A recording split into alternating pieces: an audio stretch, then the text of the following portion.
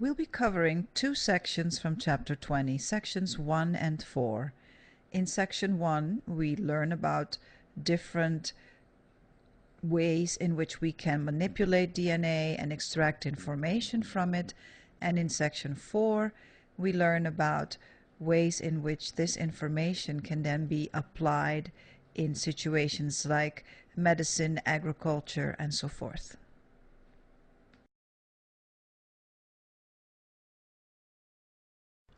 One of the techniques we're going to be looking at is DNA sequencing.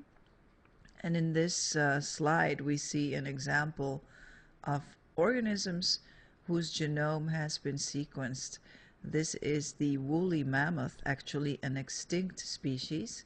The information has been gathered from bones and hair that have been found buried in places like Siberia.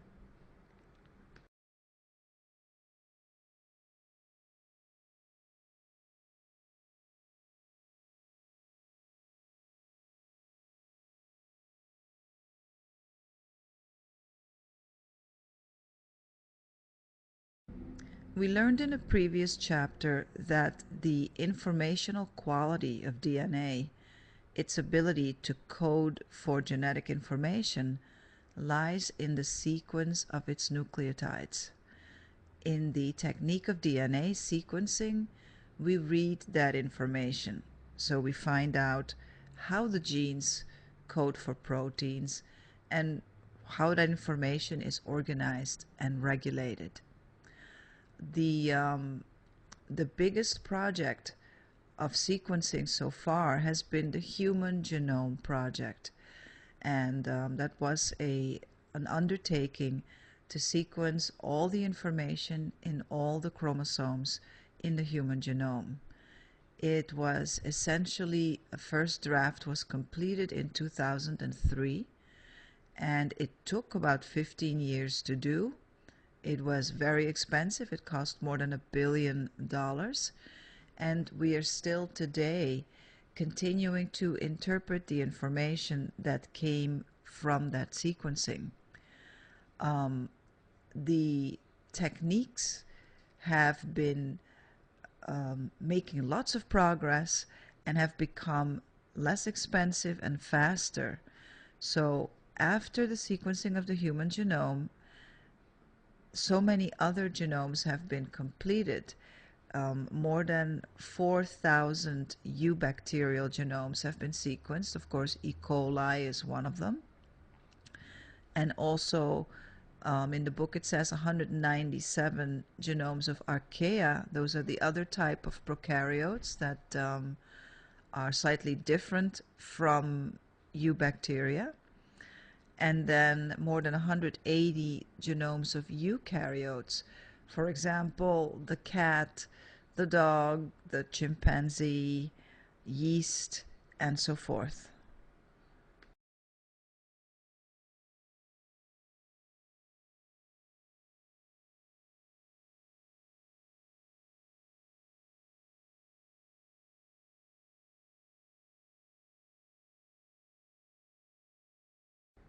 In the next few slides, we're going to be looking at two methods of sequencing DNA.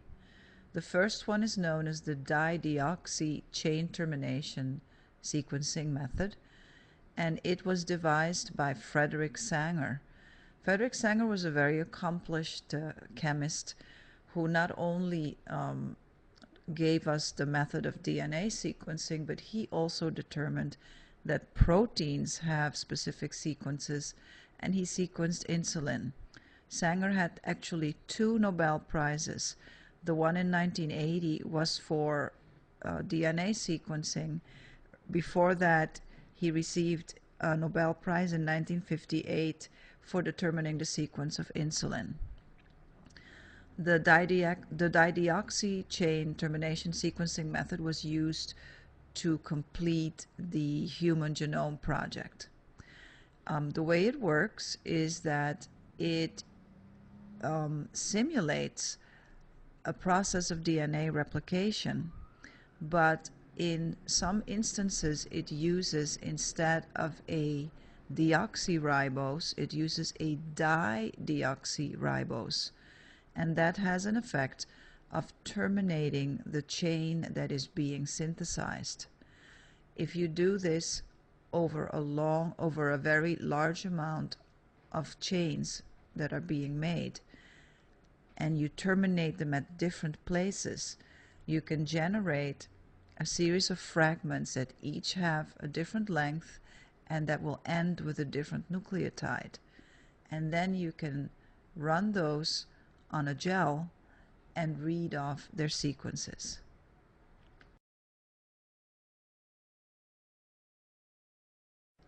This slide shows us the components of the dideoxy sequencing system. We have the template. This is the molecule that is going to be sequenced.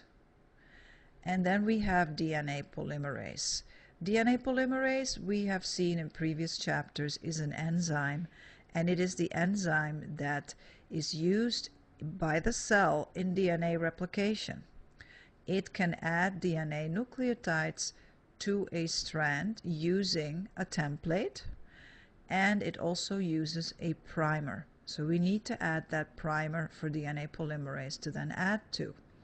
Remember the function of the primer. It provides a 3' end to which DNA polymerase can then add nucleotides.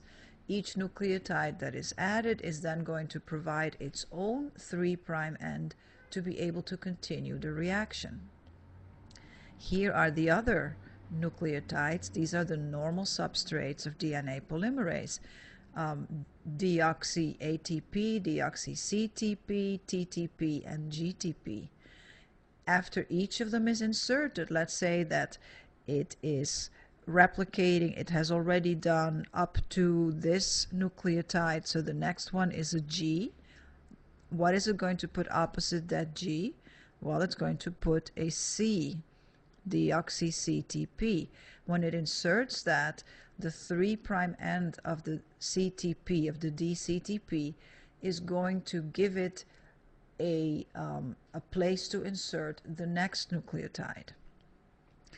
Now come the dideoxyribonucleotides.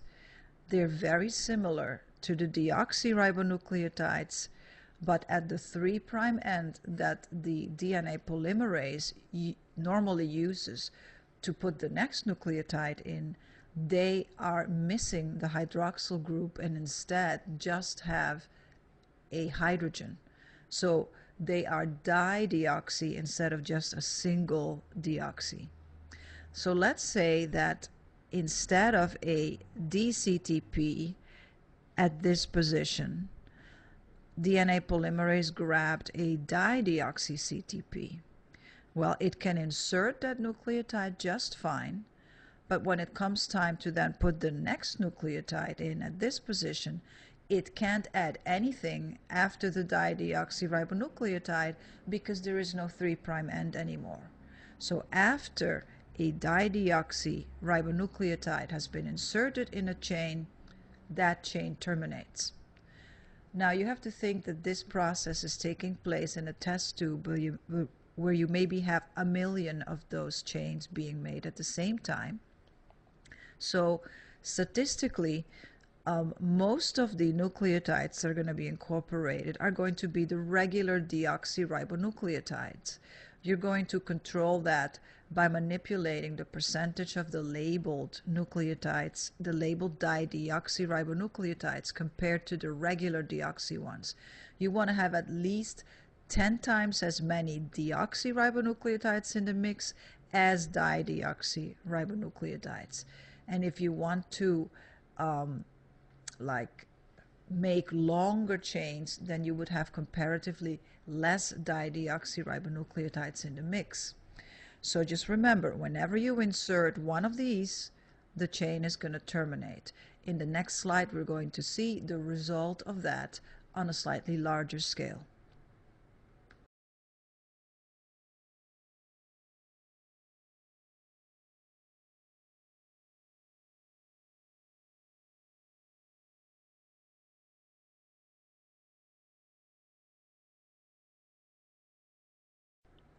So here we have a series of nucleotide chains made by DNA polymerase. Each of them, notice, ends in a dideoxynucleotide. Notice also the way these are arranged, that there's only a one nucleotide length difference between them.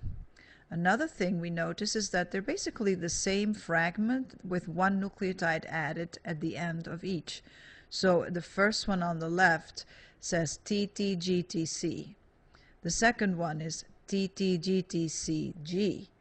And then the third one, TTGTCGA. So you're just adding one nucleotide to each. Remember what we said in the last slide, that whenever DNA polymerase adds a dideoxynucleotide, it can't add anything after that.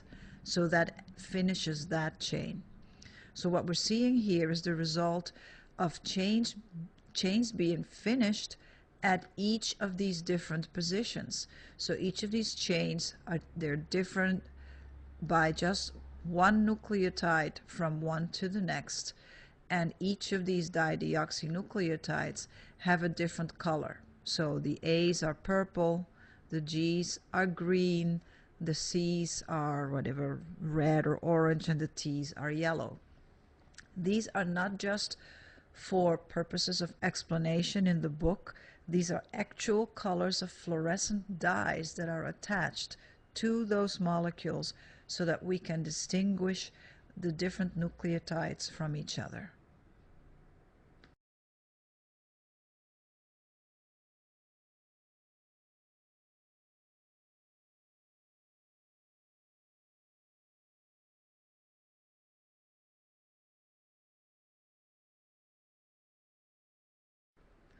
In the last slide, we saw how DNA polymerase produces a series of fragments of different lengths as it replicates a template.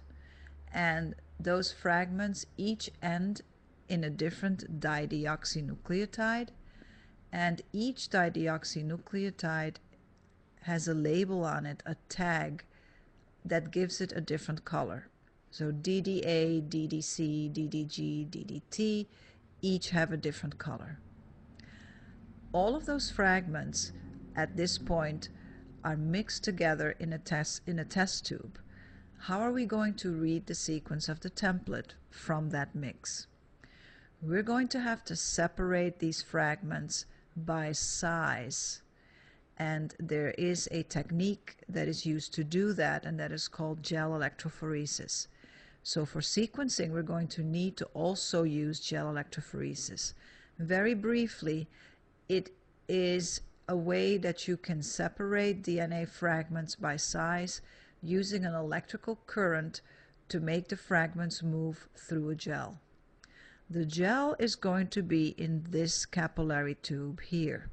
A capillary tube is a very, very long, thin glass or plastic tube, and it is filled with that gel, a polyacrylamide gel most likely, and a current is going to be run through it.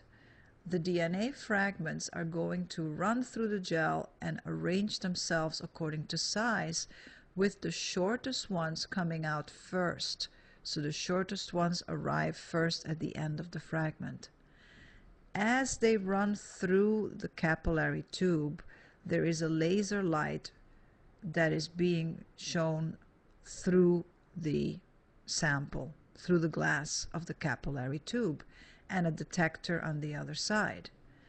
As the laser light interacts with the color of the dye at the end of each of these fragments of increasing size, it can detect the different colors as they come through.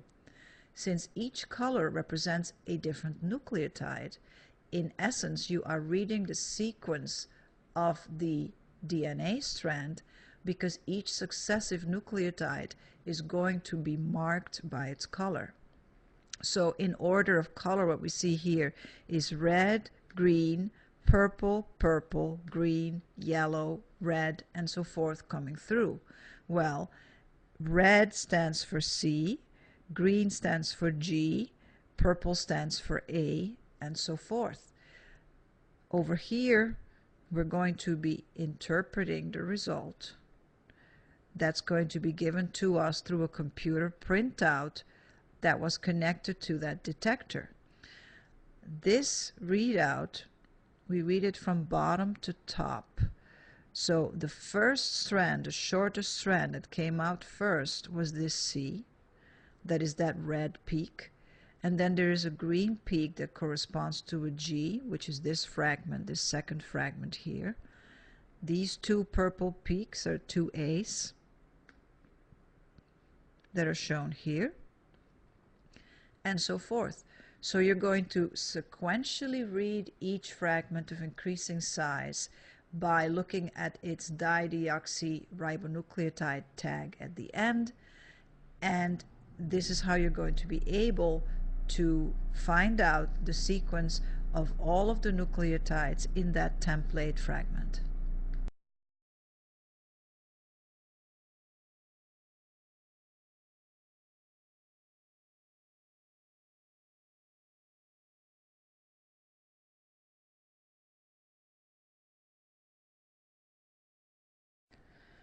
We see two researchers looking at a computer screen that has the results of the sequencing reaction in the form of a graph that shows those peaks of different colors that we were looking at in the last slide.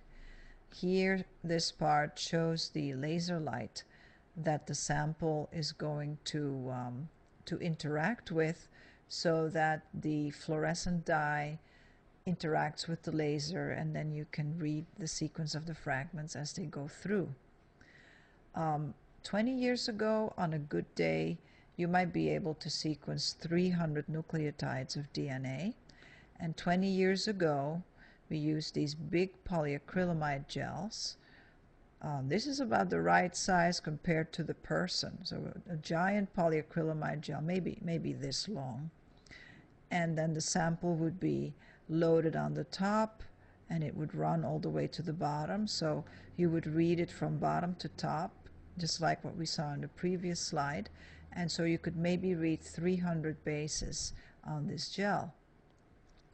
Now, since you're doing the sequencing with these capillaries, you can make a much longer run. So you can maybe run or read 4 times as much as you could before on a single run. And these machines have the capability of doing maybe 96 runs at the same time, because you can have 96 capillaries that are being analyzed simultaneously. So you can exponentially increase the number of bases that you can analyze in a day with the technology as it is now. And we'll see in upcoming slides that even that has been surpassed, and now there is a new method that is called the next generation DNA sequencing. To make the comparison between the old method and the new method a little bit more fair, in the old gels, you would be able to run multiple lanes as well. But those gels, you would have to run a lane for each nucleotide. So each run would take up, each sample would take up 4 lanes. And then maybe you could put 10 samples next to each other, or 12 samples next to each other. Still, you know, it is what we have now is a very big improvement over the techniques that were available 20, 15 years ago.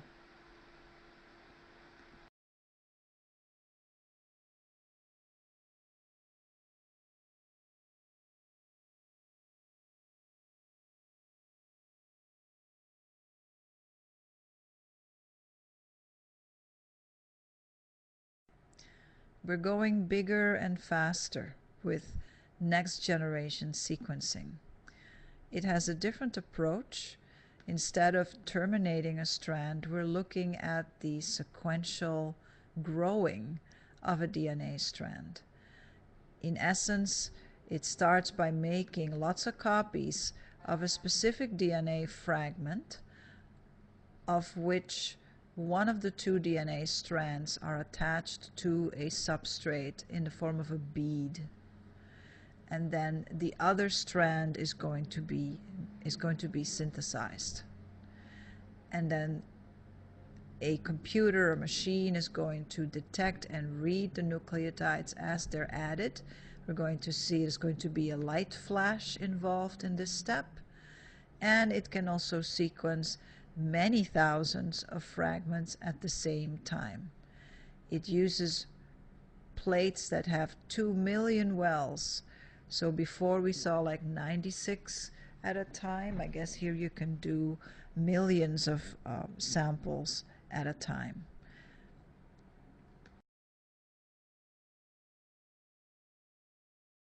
Let's take a look at the individual steps of the next generation sequencing method.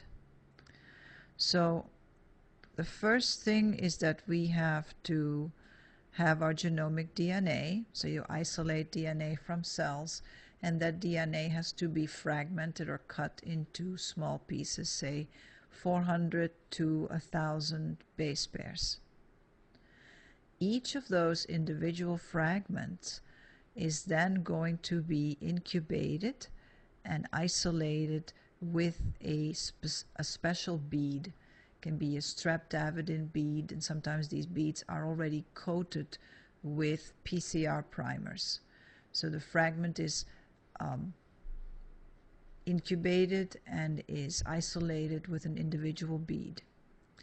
PCR is a method, a technique for amplifying DNA. We're going to take a closer look at it in a later slide, but right now all we need to know is that we're going to use the PCR to make lots of copies of that specific DNA fragment that was attached to each bead, so that you get, according to this, it says up to 1 million copies of each fragment attached, all attached to that bead by their 5' end. So that means that the 3' end is going to be at the outside, on the other side, and that is what you're going to be using to attach your primer to, your sequencing primer. So that's what happens next. The bead with its attached fragments is going to put into an individual well that has DNA polymerase enzyme and sequencing primers in it. So here is our well, and here is the bead with all of its fragments attached to it, and we're interested in a single template of each double-stranded piece of DNA, and it's got the primer attached to it here. Here they're showing us a single strand of DNA attached to each bead. So it could be that it's just single strands, or that they get separated through heating, and in effect it's a single strand that you're going to be amplifying. Notice a primer is going to be attached here. That's simply going to hybridize to the DNA strand. Each of these wells is in this big plate. And remember, it says in the last slide that you have like a 2 million wells per plate. These are tiny, tiny wells. I read somewhere they're picoliter wells. It's 10 to the minus 12 liters, so it's extremely small. This is all done by a robot. And after that, nucleotides are going to be washed over the wells, and a reaction is going to be performed that we're going to look at in the next slide.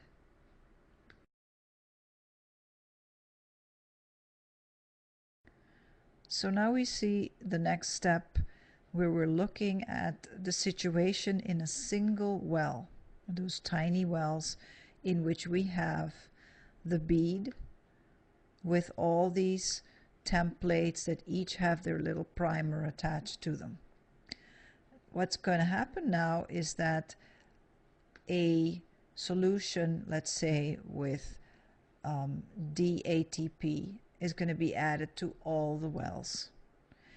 If you are in a well where the next available nucleotide is a T, such as in this case, then that DATP, that nucleotide, is going to be incorporated into the DNA fragment by DNA polymerase. And when DNA polymerase catalyzes that reaction, it always cleaves off two phosphate groups from the nucleotide and releases pyrophosphate. And this is actually one of the names of this sequencing is called pyrophosphate sequencing sometimes because of this pyrophosphate.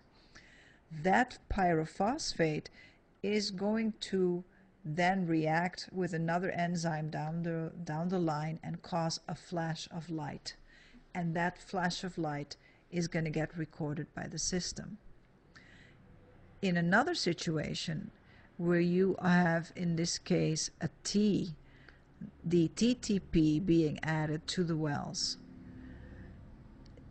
the next up nucleotide is a G, so that DTTP is not going to find a partner in the G, so it does not get incorporated, so you do not get a flash. And the robot, the machine that is doing this, and the computer that is analyzing it, is keeping a record of all the times when you get the flash and all the times when you don't get the flash, and what was the nucleotide that was being added when you got the flash, what was the nucleotide being added when you didn't get the flash. And in this way you can determine the sequence of all of the strands in each of those wells at the same time. And so the reason for that amplification step that we saw in the last slide is that you get enough copies of the strand that the pyrophosphate signal that is generated is strong enough to be detected by your system.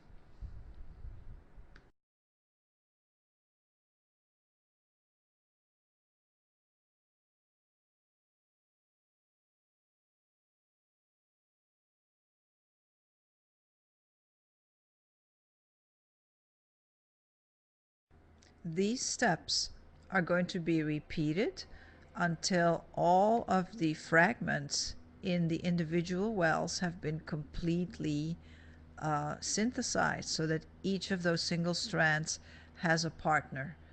And once you have them all done, then you analyze the pattern of the flashes and what nucleotide was being added to get the sequence of the fragments in each of the wells. As you can see, if you have 2 million different reactions going on in a plate and you're looking at flashes of light, you could not do this without computers. A human being will be able to analyze the final result, but all of the generation of the information and the putting together of all that data has to be done by computers.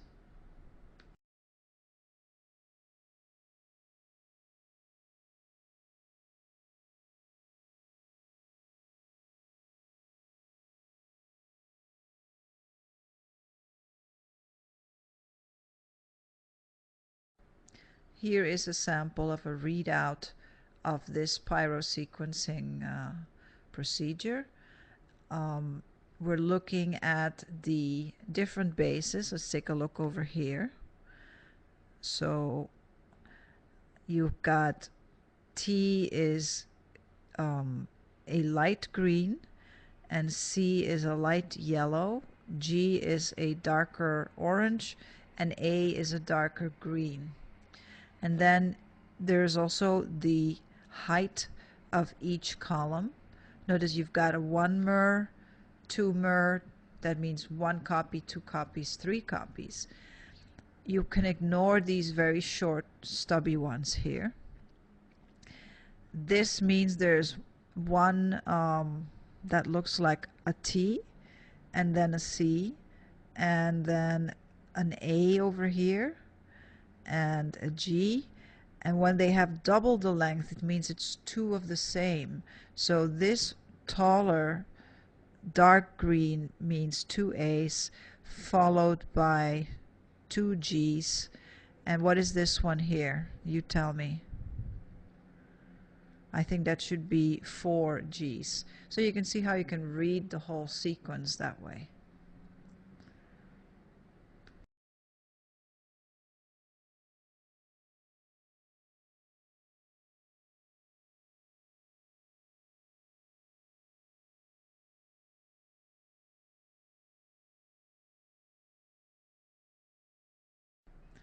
And here is another picture of two researchers looking at their data, and you see the big machines and the screens with the information.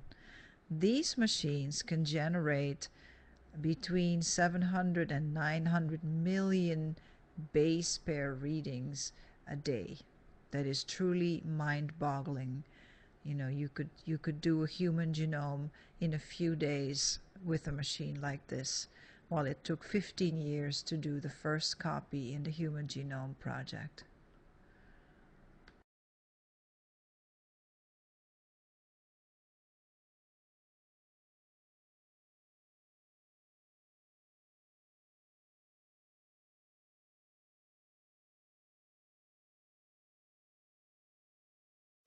We're going even farther off, more sophisticated, more faster.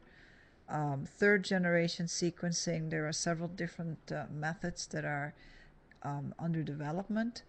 And the book just shows us an illustration of one possible method in which we're looking at the sequencing of one single DNA molecule that is moving through a protein that is embedded in a lipid bilayer. Here's the lipid bilayer, and this is the protein. And then the DNA molecule is being threaded through this protein, and I guess only a single strand is going through, and as it is coming through, the molecule can read the sequence and somehow communicate it back to us. And they don't really give us any more details of how, oh yes, there was an electrical current that is going to be generated, and that is going to be different according to each different nucleotide that passes through the protein. These are not yet completely developed, so you can probably expect some of these fleshed out in more detail in the very near future, and probably the next edition of the Campbell book will probably be talking about one of these methods.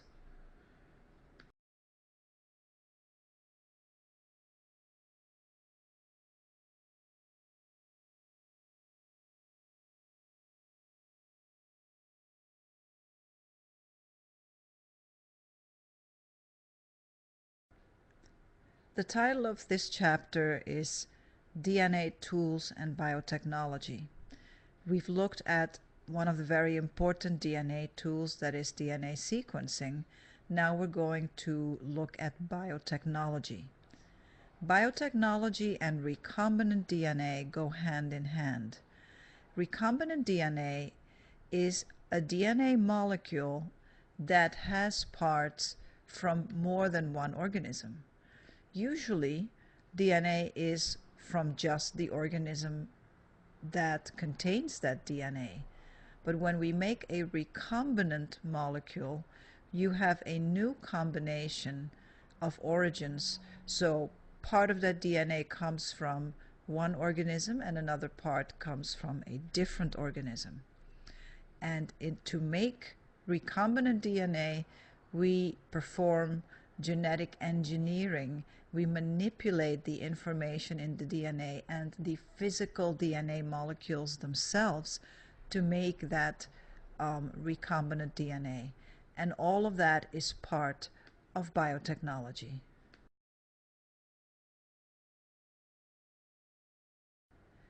In gene cloning, one of the main tools and procedures in biotechnology, we make lots of copies of a specific gene. We need to use recombinant DNA technology to do that. What does it entail? Well, you have to remove the gene from its original location. In other words, from the chromosome, the cell, the organism that it originally exists in. And that gene that you just cut away is then going to be inserted into something called a plasmid. And that plasmid will then become a recombinant plasmid. A plasmid is a DNA molecule, and you're going to insert a new molecule into that DNA molecule. So you're making a recombinant DNA molecule, because now you have a molecule with DNA from two different sources. The plasmid is used because it can replicate inside bacteria. So the plasmid, the new recombinant plasmid, is then going to be inserted into the bacteria in a process called transformation. When we looked at chapter 16, we encountered the process of transformation with Griffith's experiment and the 2 strains of Streptococcus pneumoniae. After the plasmid has been inserted into the bacteria, after the transformation, then the bacteria make copies of the plasmid as if it were part of their own DNA. So the bacteria are going to replicate and make lots of copies, and now that gene that is piggybacking in that plasmid has been cloned.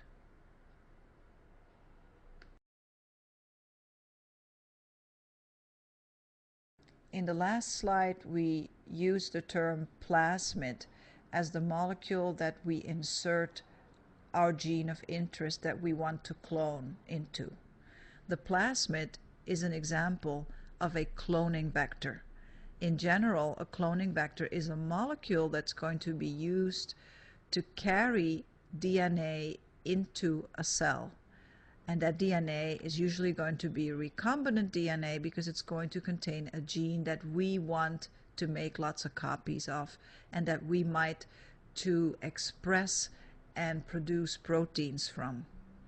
Sometimes a cloning vector can be a virus. So viruses can be modified to be used as cloning vectors.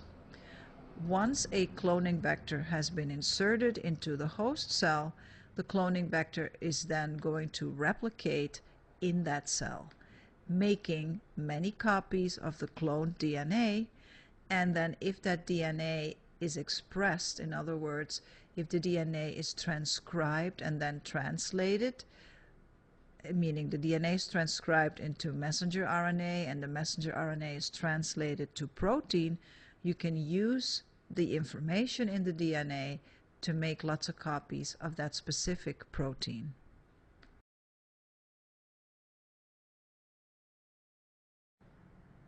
So here are the steps of gene cloning.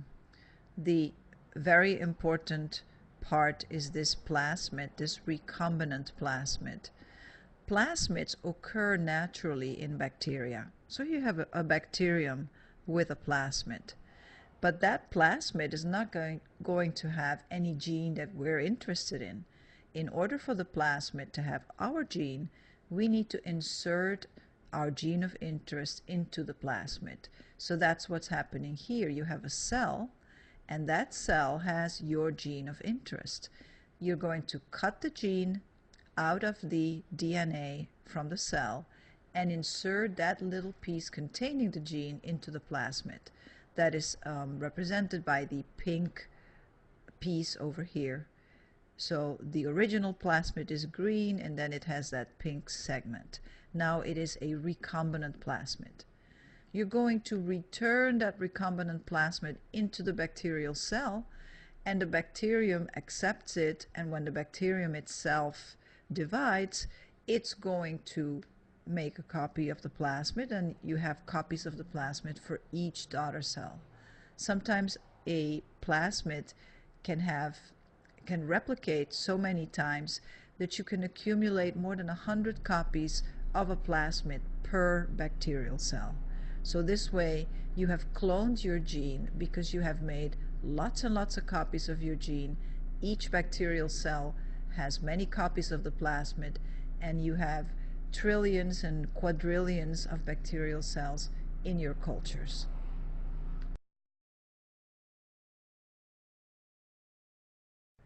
What do we do with this recombinant DNA after it has been cloned? Well, sometimes we need to have a lot of copies of a gene to be able to characterize the gene, to study the gene adequately for sequencing, for example, or for gel electrophoresis. So we just need to have enough that you can manipulate. Sometimes we want to produce the protein that is encoded by that gene. So it may be a new protein for a characteristic that is not present in that species yet. For example, in all genetically modified organisms, they usually give them a new characteristic, such as corn that is given a characteristic of resistance to insects by making like a natural pesticide in its cells. Also, this is the same thing as done for other crops like cotton and soybeans. Sometimes you just want to make more of a naturally occurring species. So you just want to increase the amount of a certain protein. Examples of that include the human growth hormone that can be used as a supplement for children that don't make the human growth hormone themselves by some error in their own gene copy, or they don't make enough of it. And another example is to make human insulin for diabetics that cannot make enough insulin or don't make insulin themselves anymore.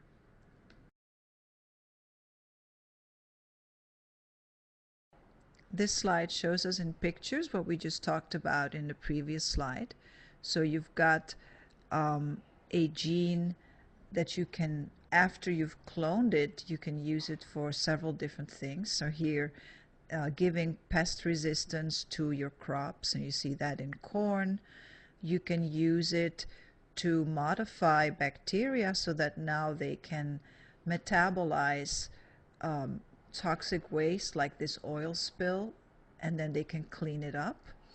You can use it to make a protein such as human growth hormone and help individuals reach a more normal height if they don't make the human growth hormone themselves.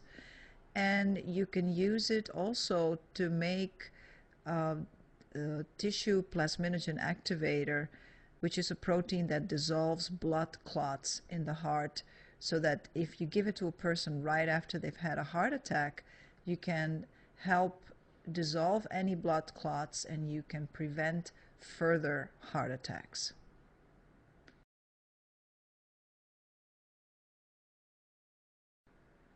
Restriction enzymes and the enzyme ligase are two of the tools that are used to make recombinant DNA. Restriction enzymes are found in bacteria, and they have the capability of recognizing a very specific sequence of DNA that would be their recognition sequence or their recognition site. Each specific restriction enzyme has its own recognition sequence. All of these recognition sequences have in common that they are palindromic. In other words, they read the same on both strands of the DNA when you go from 5' to 3'. On the next slide, I'll show you one of these palindromic sequences so you can see exactly what I mean.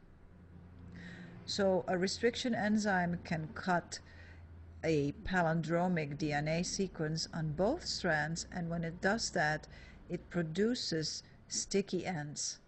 That happens because the cuts are staggered. If this represents a double-stranded fragment of DNA, on one strand it will cut, say, here, and on the other strand close, but not exactly at the same position.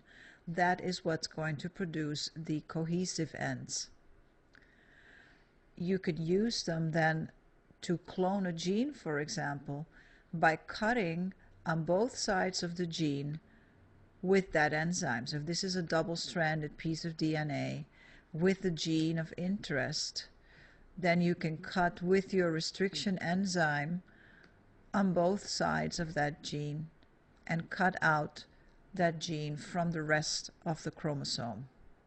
You can also cut a plasmid with the same restriction enzyme, and then you can incubate the plasmid with the gene that you just cut out. And to put the pieces together, we use ligase to attach them. The word ligase means like to glue them together. And this is how you can ligate or insert a gene that you are interested in cloning into a plasmid. On the next slide, we're going to see an illustration so that it all will become much clearer.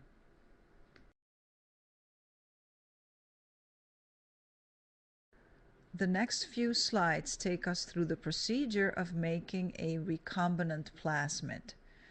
The plasmid sequences are represented by green, as you see here, and the light green patch is the restriction recognition site that I was telling you about on the last slide. So take a look at this sequence. If you read the upper strand from 5' to 3', the sequence is GAATTC. Now read the lower strand from 5' to 3'. That means you're going to go from right to left in this direction. Notice the sequence is the same, GAATTC. That is an example of a palindromic sequence. This particular palindromic sequence is the recognition site for the restriction enzyme called EcoR1. So EcoR1 travels along the DNA and recognizes this site and then makes a cut here between the G and the A on the upper strand, and a staggered cut on the lower strand also between the G and the A of the other sequence. And then you get this as the result. And they call these sticky ends because this overhang, this TTAA and this AATT, can come back together and ligate back together. So they're sticky or cohesive ends.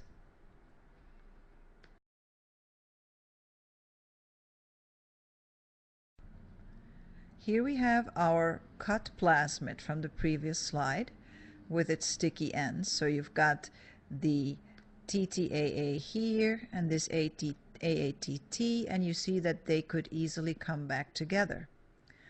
This pink gene here is the gene that we're actually interested in cloning, and this gene was cut out of the chromosome where it was originally found, and it was cut with that same restriction enzyme. So on one side it has this AATT overhang, and on the other side it has the TTAA.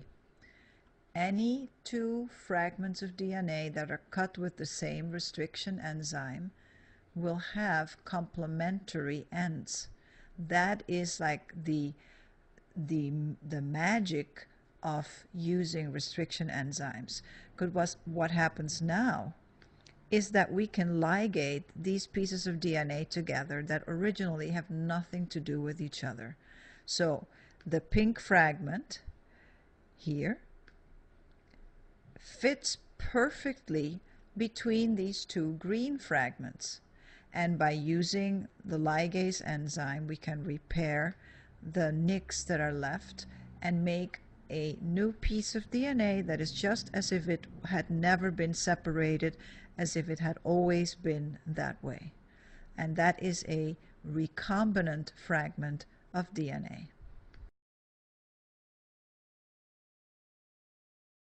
So if we take another look at our recombinant plasmid, this is what we just produced by ligating those two pieces of DNA, the pink fragment and the plasmid that were cut with the same restriction enzyme.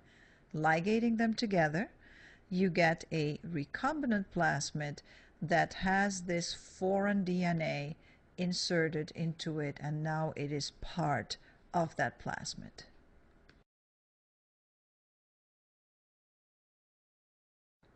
We briefly mentioned the technique of gel electrophoresis when we were talking about DNA sequencing.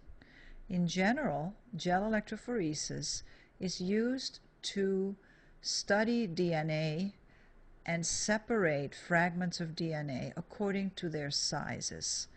The word means to move with electricity. So electro and then phoresis is movement. As the name also implies, you're going to use a gel.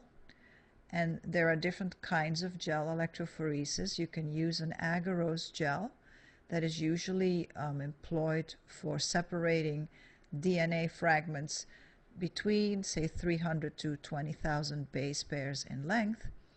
And then another option is to use a polyacrylamide gel. It's a different material for DNA fragments that are smaller, 500 base pairs or less, and it's also very good for separating proteins.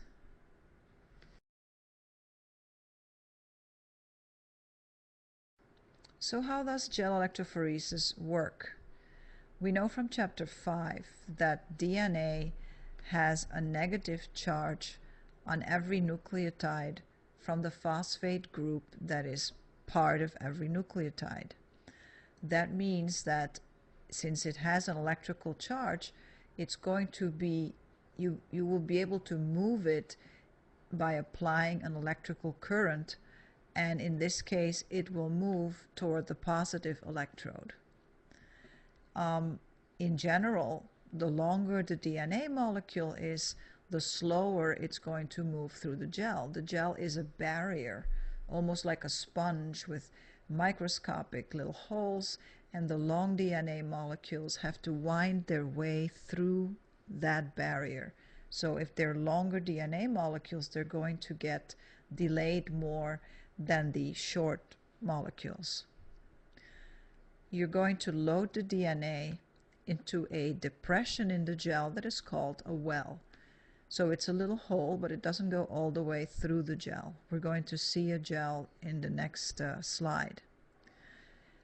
In order to know what the sizes of the fragments are when the gel has finished running, you also are going to load a standard or a molecular ruler on a separate well on that same gel.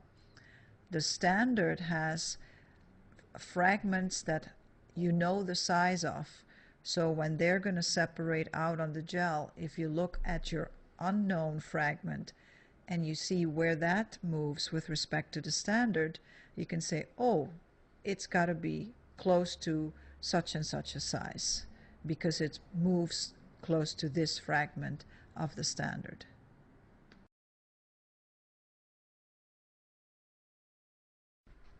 Here is an illustration then that shows on the upper part, it shows a gel when you're loading it, and here are the wells in the gel. 1, 2, 3 wells are shown here, and it also shows the electrical field that it's going to be subjected to. The negative electrode of the gel is on the same side as where you're going to load the samples, and the positive electrode, the anode, is going to be on the opposite side. So your DNA, which is negatively charged, is going to have a tendency to move in this direction towards the anode. The gel is shown here, so it's that slab of material. And remember that the wells are depressions in the gel. They don't go all the way through, but they're deep enough for you to be able to load the solution that contains the DNA in there. On the lower side, on the lower part here, we see the gel after you have finished running it, so maybe after 30 minutes to an hour, the fragments that were loaded in the wells have separated out according to their sizes. So you can determine what the sizes are. And in general, the shorter the DNA molecule, the further it is going to travel down the gel.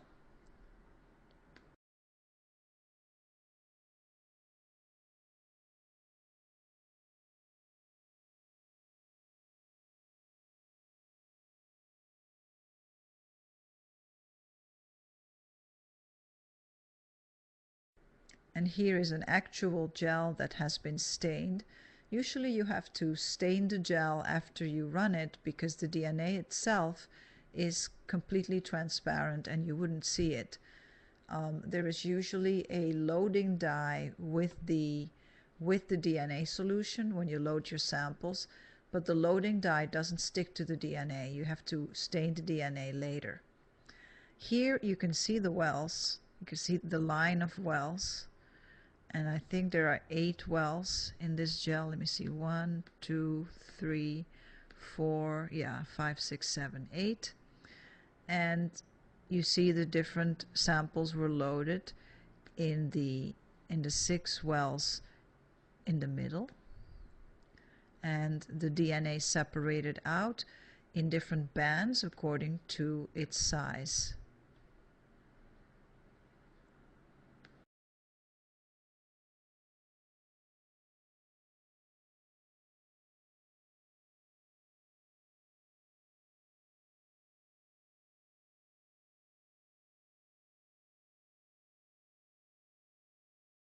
The other method that we talked about earlier, or we briefly mentioned, was the polymerase chain reaction, or PCR. And PCR is an artificial in vitro method of DNA replication. Similar to sequencing in a way, they both emulate DNA replication, but in PCR, you'll be able to generate millions of copies of a DNA sequence in a few hours. And this is the part that refers to the chain reaction. It's called polymerase chain reaction. The chain reaction occurs because with each cycle of the PCR procedure, you're going to double the number of DNA templates that you have. The cycles are generally 3 parts that consist of a denaturation part, which is the hottest part in which you're going to separate or denature the 2 DNA strands from each other. Then comes the coolest part, meaning the lowest temperature, an annealing section that is needed for the primers to hybridize to the target DNA. Remember that for DNA polymerase to replicate a DNA fragment or to add new nucleotides to a strand, it needs a primer. It needs to add something. It can't do it from scratch. And then finally there is an extension part, which is at an intermediate temperature, at which the DNA polymerase enzyme is going to add DNA nucleotides to the primers that have been annealed previously. And that is going to be repeated. That whole 3-part procedure is going to be repeated from 20 to 40 times so that you can generate all the copies that you need. The number of DNA template molecules, if everything is correct, is going to be basically doubling with each of these cycles. And of course you have to make sure that you add a sufficient number of primers and that you also add enough deoxyribonucleotides so that the DNA can actually be duplicated with each cycle.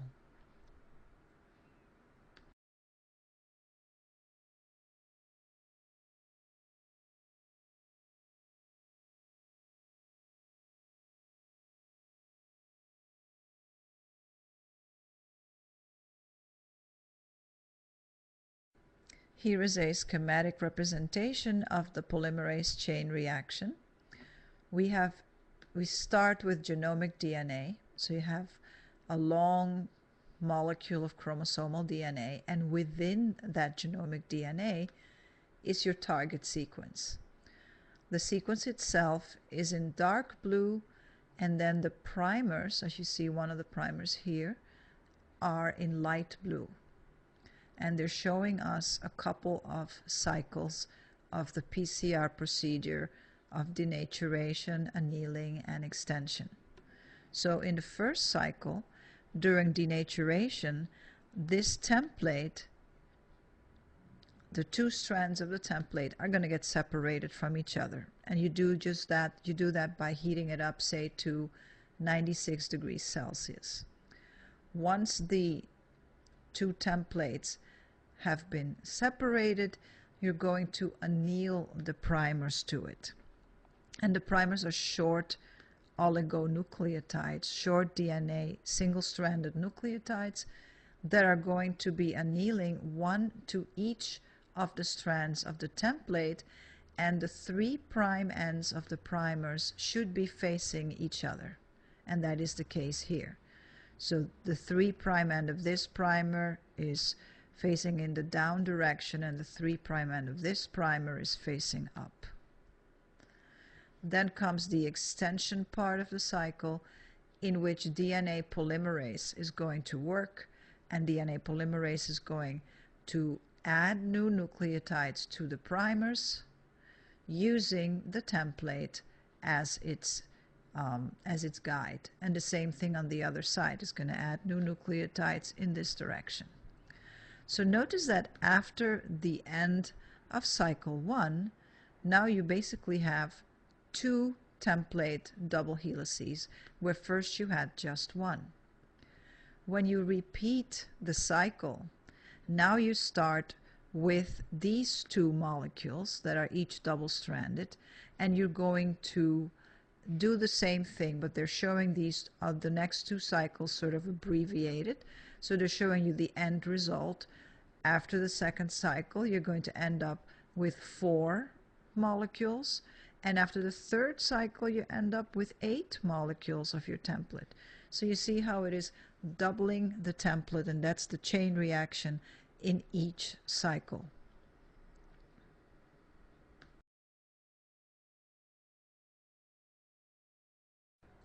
The process of PCR amplification is very useful to give us many copies of a DNA sequence in a short amount of time. Unfortunately, the DNA polymerase that is used for PCR tends to be more error-prone than regular DNA polymerase. And we have to use that type of error-prone DNA polymerase because it is heat stable. Remember that during the PCR process, in the denaturation stage, you're going to heat up the DNA to almost boiling point, the boiling point of water at 96 degrees Celsius. So you need a special DNA polymerase that doesn't get denatured in that process, and that one is error prone. So PCR definitely has its place. It's going to be used to provide enough copies of the DNA so that it can be easily cloned, and those clones would then be sequenced, and the ones that have exactly the correct sequence can then be amplified even further and used in the process of protein manufacture or whatever.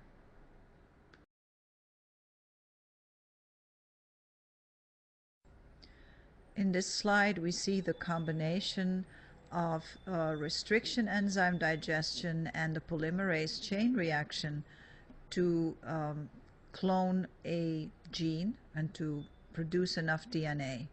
So initially, we use PCR to make lots of copies of the gene, and in the primers that are used in the PCR procedure, we incorporate a restriction site for a specific endonuclease, a specific restriction enzyme. So that means that at the ends of the cloned fragment of DNA, we have now introduced the restriction sites that we're going to be using in the next step. The next step consists of cutting both the vector plasmid, which is shown in green, and the DNA fragments that we just amplified with the same restriction enzyme. Since the restriction enzyme is going to produce complementary ends or sticky ends, it means that this end is going to be able to be cloned or attached to that end, and this end to that end. And if you were wondering, yes, it is possible to do that the other way around. So the pieces will insert in both orientations. You are then going to ligate them together using that ligase enzyme, making a recombinant plasmid, and the recombinant plasmid is then going to be inserted and transformed into bacteria. The plasmid codes for a gene that provides resistance to an antibiotic. So any bacterium that did not get the plasmid will not survive on the selective medium, and therefore when you apply that selection, you're going to be just getting the bacteria that got the plasmid as survivors.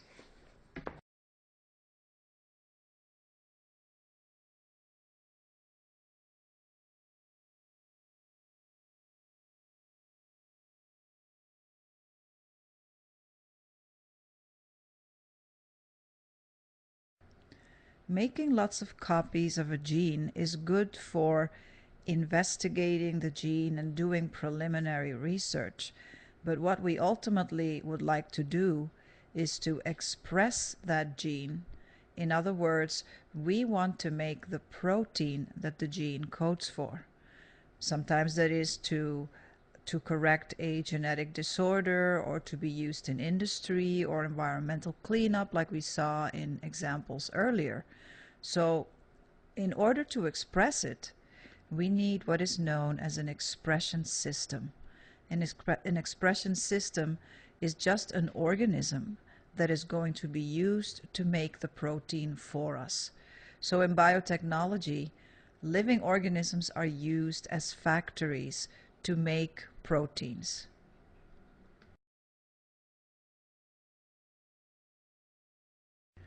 We will be taking a look at several different expression systems, and let's start with bacterial expression systems.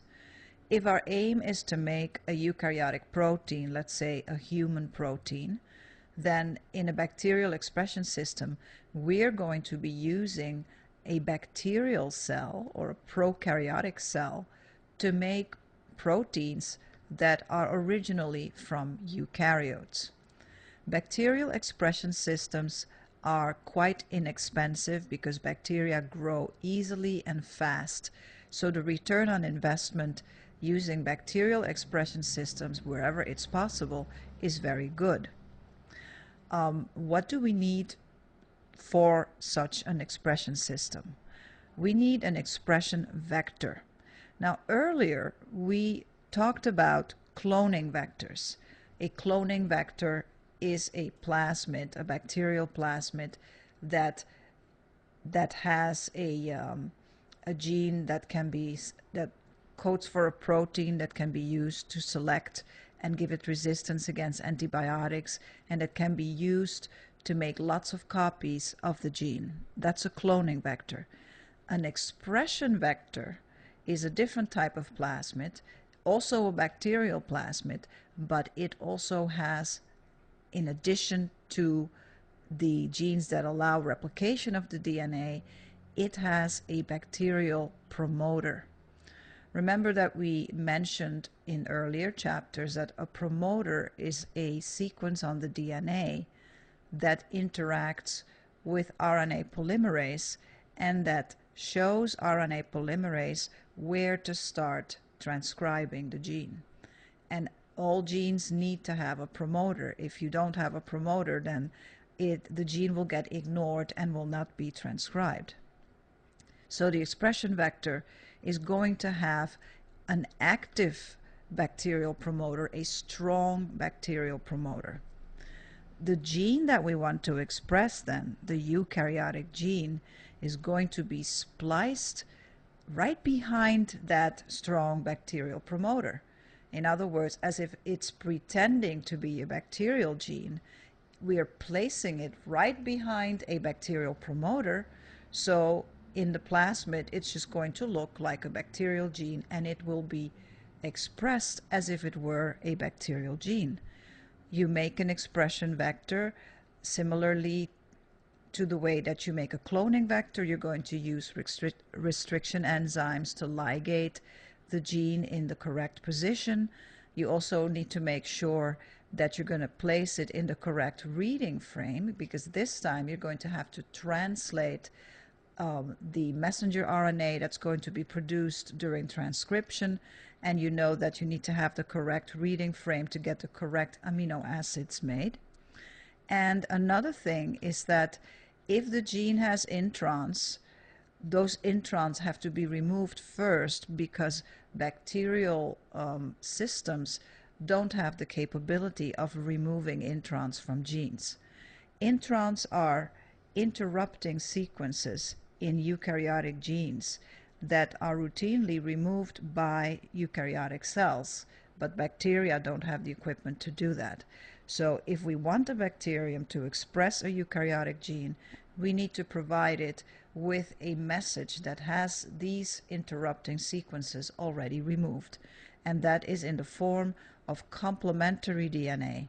Complementary DNA is DNA that has been made using messenger RNA as a template. As you know, the mature messenger RNA has all the introns already taken out, so the complementary DNA is the complement of that.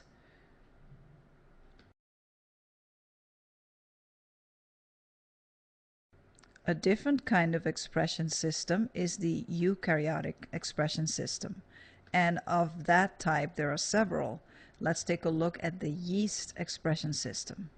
Yeasts are the simplest eukaryotic organisms. They're mostly unicellular, but they are eukaryotic, and as such, they're able to perform some of the modifications that are necessary for the expression of eukaryotic genes. So yeasts are unicellular, and they're easy to grow. They grow fast, like bacteria, and they have plasmids. Having natural plasmids is a very important advantage, because then they can accept plasmids and they know what to do with plasmids. So yeasts can easily be made to accept new DNA. In other words, you can easily put your gene or clone your gene into a yeast expression system. And then some plasmids can be made, some recombinant plasmids can be engineered so that they can replicate and they can be maintained in either bacterial cells or in yeast. So that means the same plasmid can go back and forth between a eukaryotic organism and a prokaryotic organism, and that's an advantage. The illustration shows us one type of yeast called Pichia pastoris, which is used as an expression system for expressing eukaryotic proteins.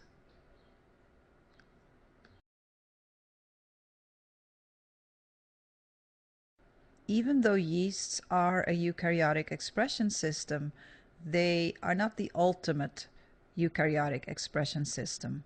They are not able to perform some of the post-translational modifications that are needed to produce certain mammalian proteins. For example, glycosylation of proteins, where carbohydrates are added to proteins, or the addition of lipids to proteins. So if we need to produce a protein that needs this type of modification, we're going to have to use either a mammalian cell line or an insect cell line. Those are the two types that have been developed for this type of use. Of the mammalian cell lines, one of the most popular ones is the CHO cell line, and CHO stands for Chinese hamster ovary. We're going to see a little bit more about that in an upcoming slide. And then there are insect cell lines. Insect cell lines have been found very good, very proficient at doing glycosylation. So they produce glycoproteins very well. These insect cell lines are infected with an insect virus called the baculovirus.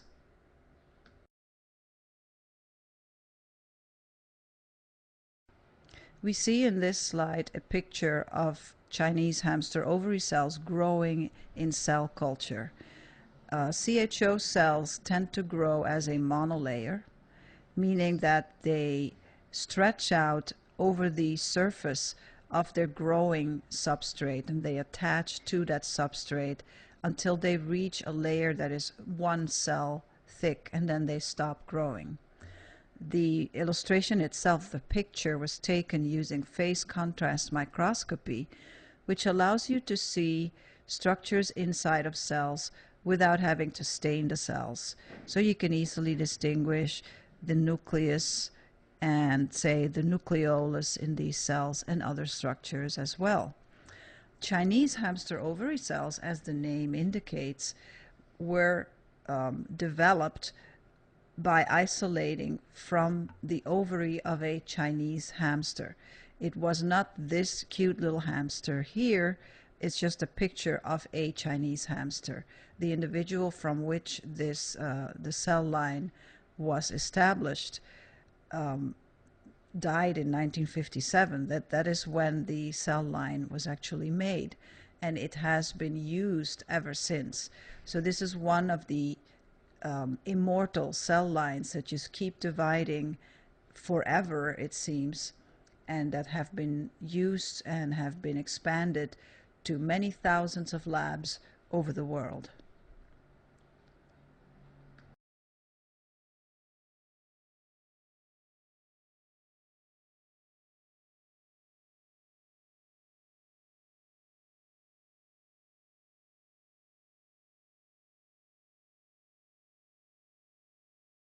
The HeLa line is a human cell line, and it is actually the oldest cell line that exists, the first one that was ever developed.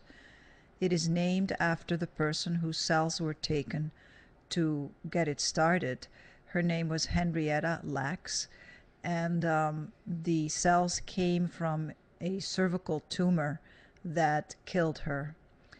These cells have been growing in various laboratories since 1951, so all over the world laboratories have been using the HeLa cell line, and more than 20 tons of HeLa cells have been grown at this point.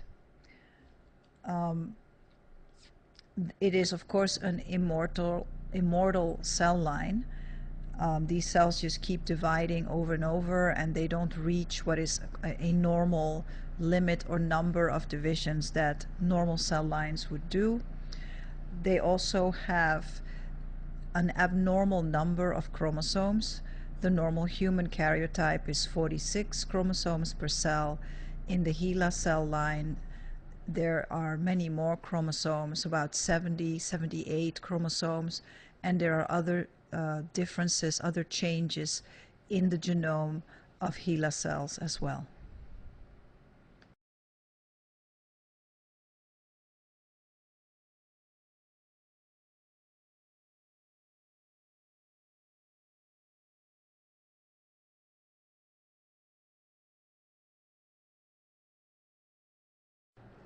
The insect lines that we mentioned before, one example of those are cells that belong to moths and butterflies, like this alfalfa looper, and they are infected by a virus, an insect virus called baculovirus. And we mentioned also that those insect lines are very proficient at making glycosylated proteins.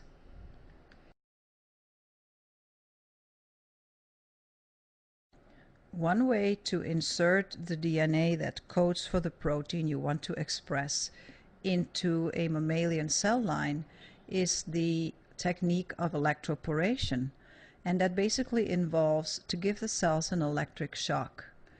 The electric shock is thought to produce holes in the plasma membrane, like this hole or this hole, and then if you are incubating the cells with the DNA, then the DNA can enter as the hole is made.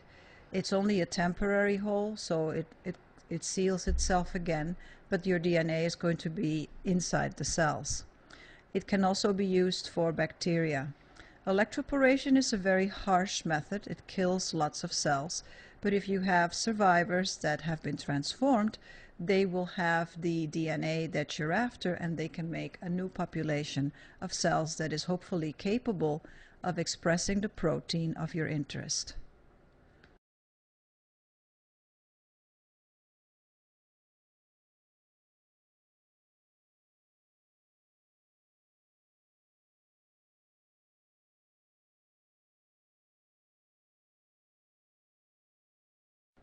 In some cases, it is possible to directly inject the DNA into the cell using a microneedle. And you need some good microscope and some equipment to hold the cell. So here you have a micro manipulator that you're going to use to keep the cells still. And then here is the micro needle that you can use to inject the DNA. This same method is used sometimes for in vitro fertilization, and you can see that's what this picture came from, because what they're injecting here is actually sperm. But you can also use it to inject a plasmid or an expression vector.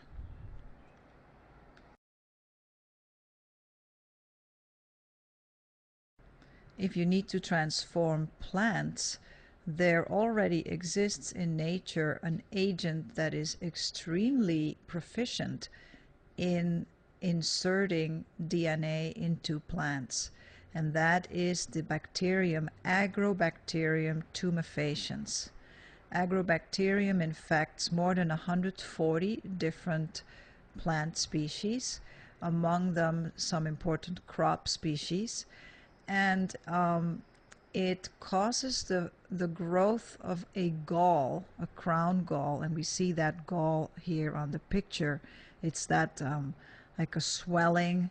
Sometimes it's right on top of the roots where the roots and the stem meet, and sometimes it's also on the branches themselves.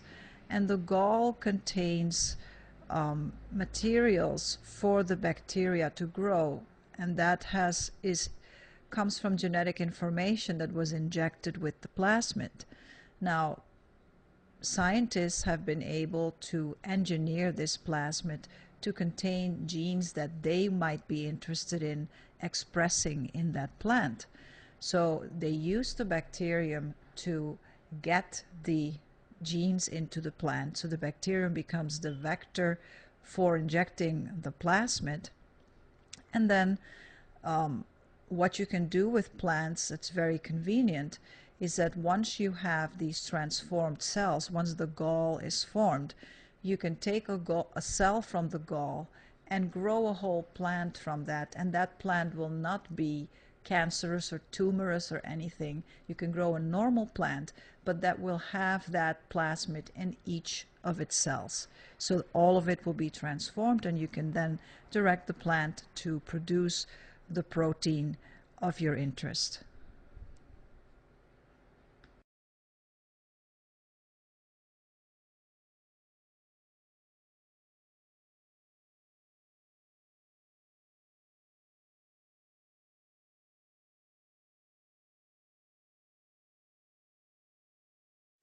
Looking at all these different ways to introduce genes into various different cells and organisms, you'll have noticed that there must be a certain relatedness between these different organisms for the DNA from one organism to work inside a different organism.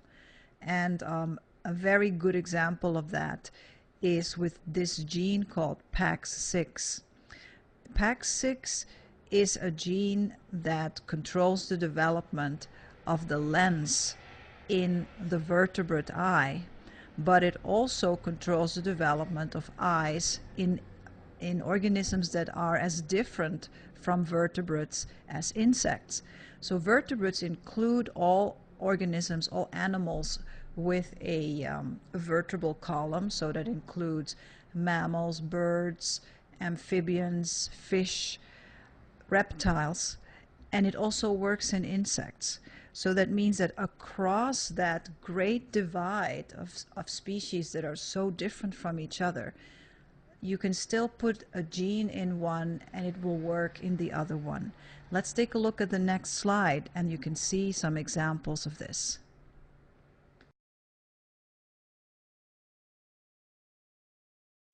This slide comes from a publication by these authors, and they are comparing the functioning of the PAX6 gene in 4 different species: the human, the mouse, the zebrafish, and the fruit fly.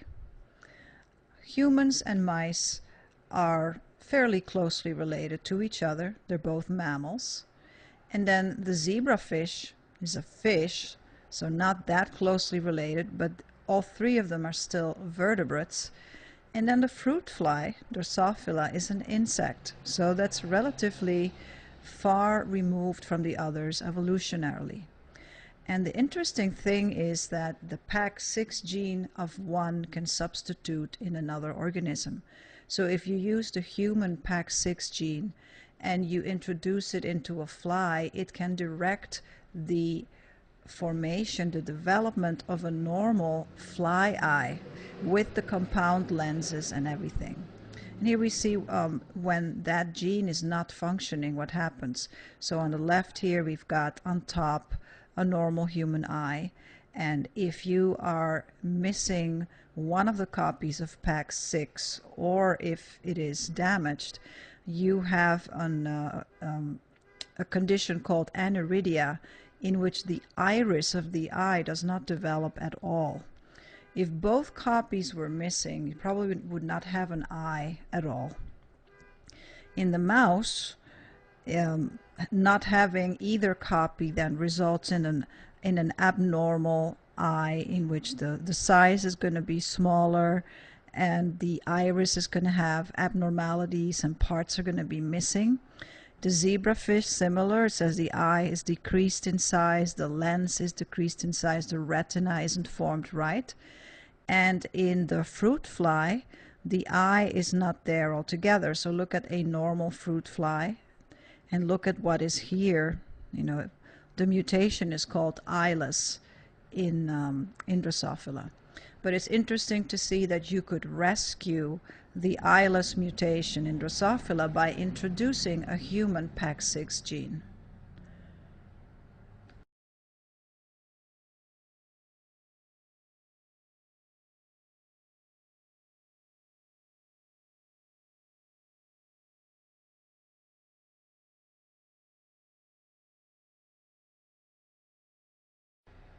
So we've learned some of the techniques in biotechnology, and we know what gene cloning is and what an expression vector is, and some of the ways to introduce genetic information into cells.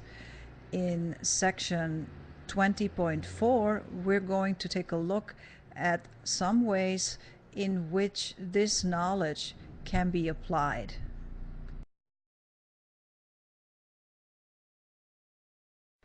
One of the medical applications of biotechnology is that of the diagnosis of infectious diseases. And here we see as an example the detection of HIV infection, the human immunodeficiency virus, in blood samples. HIV has an RNA genome. So in order to amplify the HIV genome from blood samples, a technique is used that's called RT-PCR. And RT-PCR stands for reverse transcriptase polymerase chain reaction. We saw in an earlier section that the polymerase chain reaction amplifies DNA samples. With RT-PCR, we make a DNA copy of the RNA. That's called a cDNA copy. And then after you've made the DNA copy, then you can use PCR to amplify that.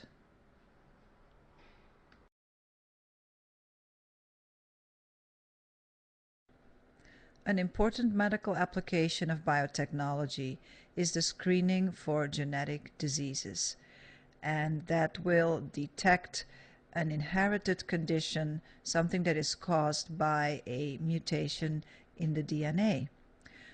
For that, you can use the polymerase chain reaction, that method that amplifies DNA, and we would need to use it with primers that are specific for the region, for the gene that causes that disease. In the United States, all babies are routinely screened for phenylketonuria, a serious condition that can cause mental retardation and paralysis and other extreme problems, but that can actually, the physical problems can be prevented through a change in diet. So if you can detect that condition in the baby and give the baby the appropriate diet, the baby doesn't have to have all those things happen to it. So that's a very useful way of using biotechnology. You can also identify people that are carriers of recessive diseases. So they don't have the disease themselves, but there is a possibility that they could pass it on to their children. And if you have two people that are recessive carriers, there's a very real probability that they're going to have a child with the disease. If then, you can screen for that, and you would be better prepared. Also, people that are doing in vitro fertilization, if a couple is doing this and they're trying to avoid passing on a lethal disease like Tay-Sachs syndrome, for example, they can screen the embryos and then they can implant the embryo that is free of the condition. So these are several ways in which you can use biotechnology to screen for the presence of specific genetic diseases.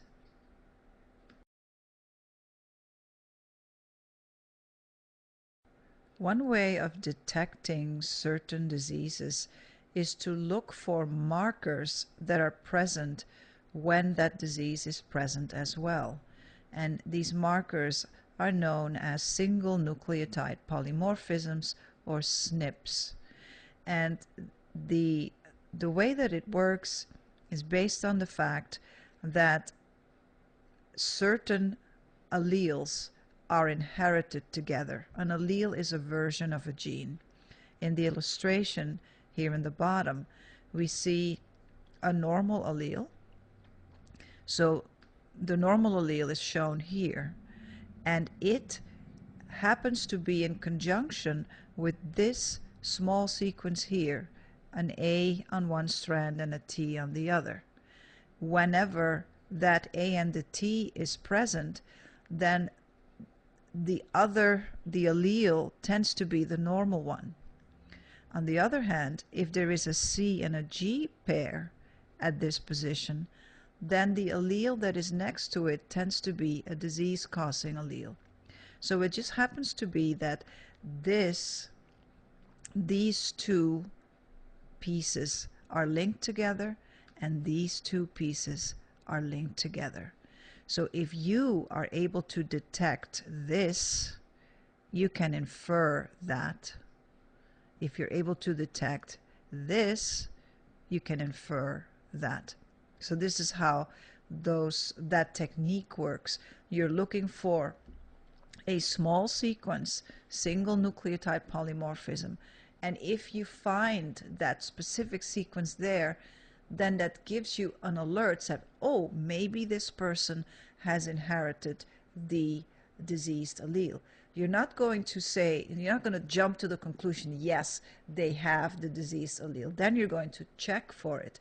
But the chances that they have that diseased allele correlates with having that particular SNP.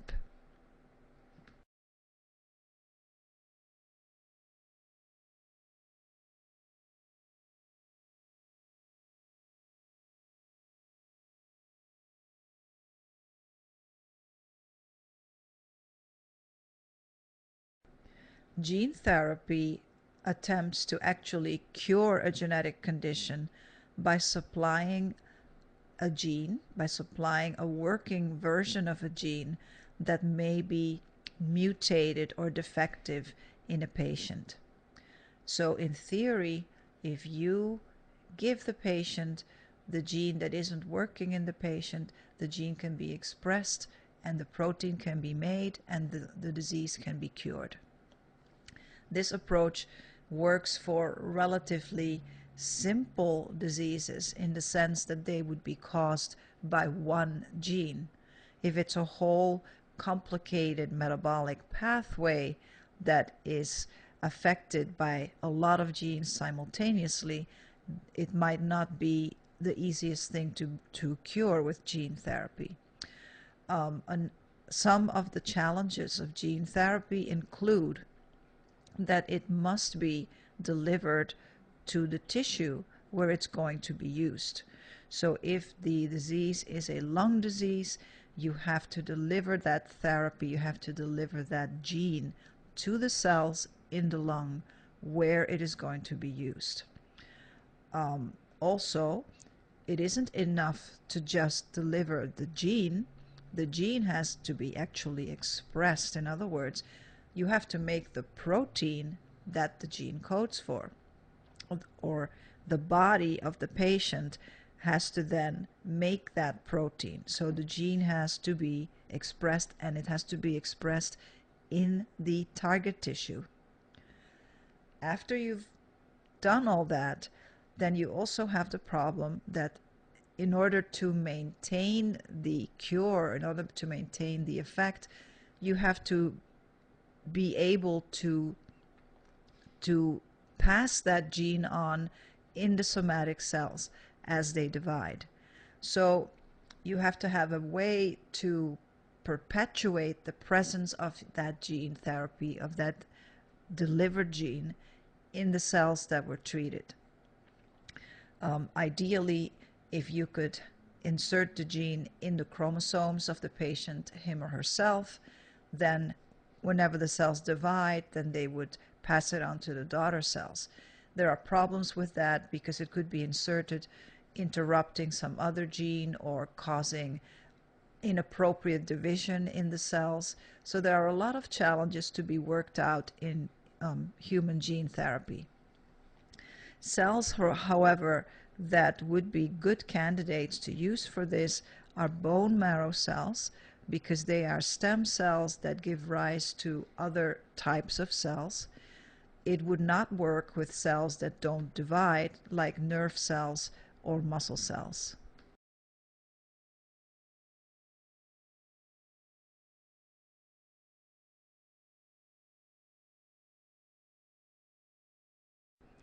In the last slide, we mentioned that one of the challenges of gene therapy is to actually get the gene to the right target tissue.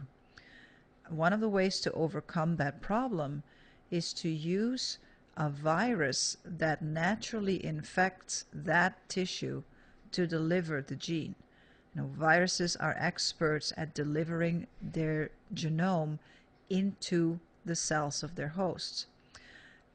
In this example, we're using gene therapy that is going to be directed to bone marrow cells of the patient. So first, we're going to engineer a retrovirus to be the carrier of the therapy. So an RNA version of the normal gene is going to be inserted through recombinant DNA technology into that retrovirus. Now remember, a retrovirus has an RNA genome, and that's why you have to insert an RNA version of that gene. So now you've got your cloned gene, an RNA version of it, inserted into the viral DNA. And this is the viral capsid, and this is the complete viral particle. Then you take bone marrow cells from the patient. So you remove bone marrow cells from the patient and culture them outside in an incubator. And you let the virus infect those bone marrow cells. In other words, you're not going to let the virus infect the patient directly. You're taking the cells out of the patient first and then infect those cells with the virus. Then you can observe these cells as they grow and to see where the virus is inserting in the cells. You can study clones of specific cells and see where the virus has inserted and in which cases it's working the best. So here we've got a cell in which the viral DNA, remember the retrovirus is going to reverse transcribe its genome and insert it into the chromosome of the patient. In this chromosome, the gene of interest has been inserted, and it's a bone marrow cell from the patient. After this cell has made a colony, a clone of cells, and you have a sufficient number, you can inject those cells back into the bone marrow of the patient and hope to repopulate the patient's bone marrow with the engineered cells that now are going to have the correct version of the gene.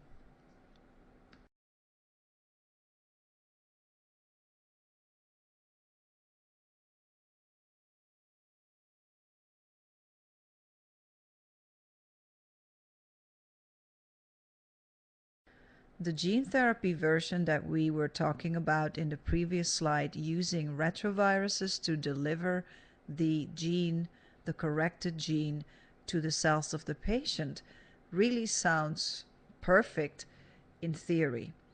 But here we have an example of how it's been used in reality with a condition that's called severe combined immunodeficiency, or SCID.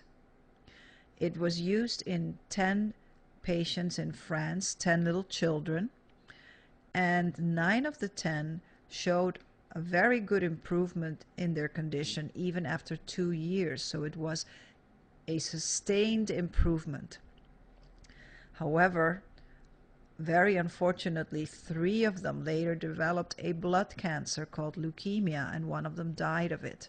And when they analyzed these patients' cells, they found out that the retrovirus that they had used for the gene therapy had integrated at a location that was near a gene that controlled the process of cell division, and that retrovirus was thus stimulating the process of cell division, which led to uncontrolled cell division and cancer.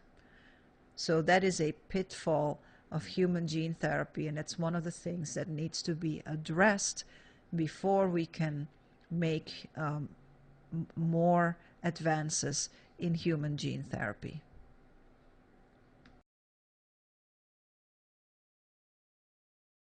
Another medical application of biotechnology is not to necessarily cure a disease by supplying a gene, but in this case we're trying to cure a disease by supplying a molecule, like a chemical, a small molecule. The example that we are using here is of a molecule called imatinib, which has the brand name of Gleevec. It is a cancer therapy, and it is used specifically for a blood cancer called chronic myelogenous leukemia, or CML. And this condition causes uncontrolled multiplication of white blood cells, and so it eventually kills the patient. It is caused by a chromosomal translocation. What this means is that 2 chromosomes have broken, 2 different chromosomes, and the pieces come together. In this case, it's a translocation between chromosomes 9 and 14, and it causes a very specific chromosome that can be recognized doing a karyotype, and it's called the Philadelphia chromosome. So it was found that this cancer, which used to be a death sentence once you had it, that it caused complete remission of the cancer. This was the first time that they were actually having patients that were surviving past a certain, like 10 years or a long time with this therapy. Unfortunately, the tumors in some cases will mutate. This is like a little version of natural selection occurring inside the body of the patient, and the cancer can mutate to resist the imatinib, but there are second generation, third generation, fourth generation therapies that can then be used, and they do exist. This is an extremely expensive therapy. At the moment, it costs about $30,000 a year for each patient. So that's a very big challenge too to try to overcome. But it is a very exciting prospect that some cancers can actually be practically cured using this type of therapy.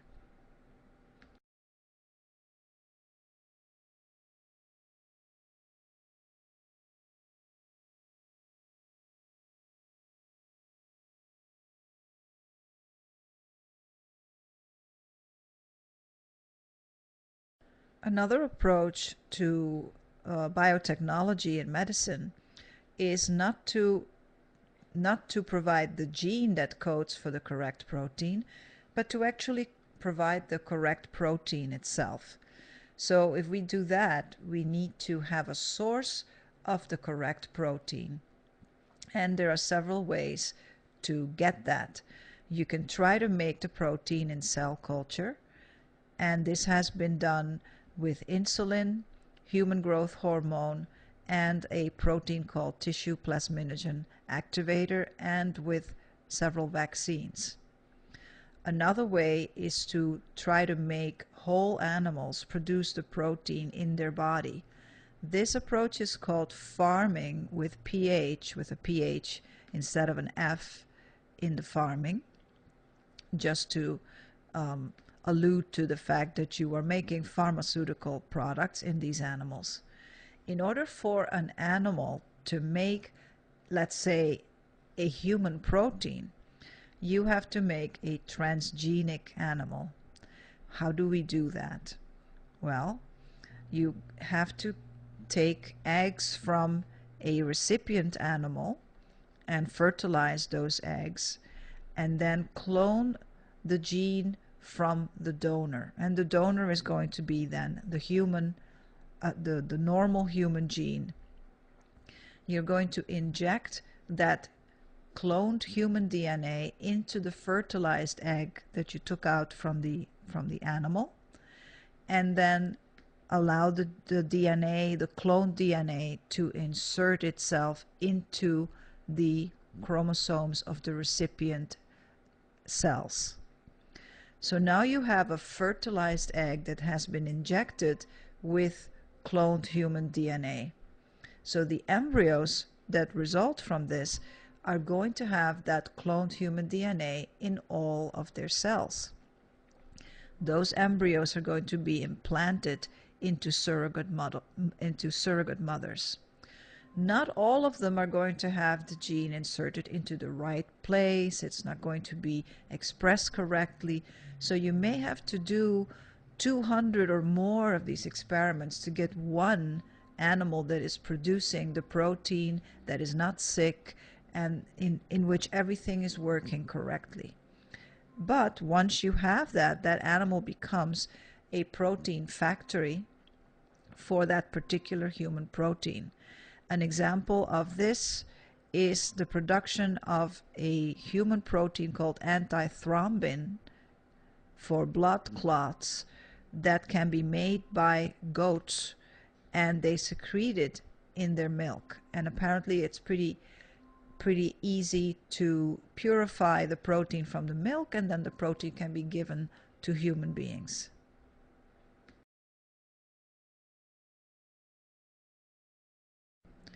This slide shows us a transgenic goat that has been engineered to make human antithrombin in her milk. So this is a bottle of the milk of the goat with the protein in it. I wish they wouldn't put this chain around her neck like that, something more comfortable.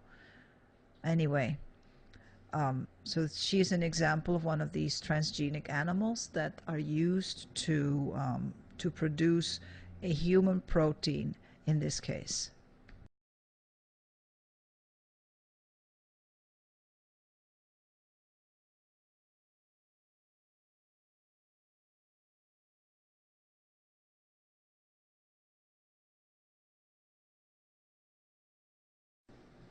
Now we go to a completely different type of application, that in forensic evidence.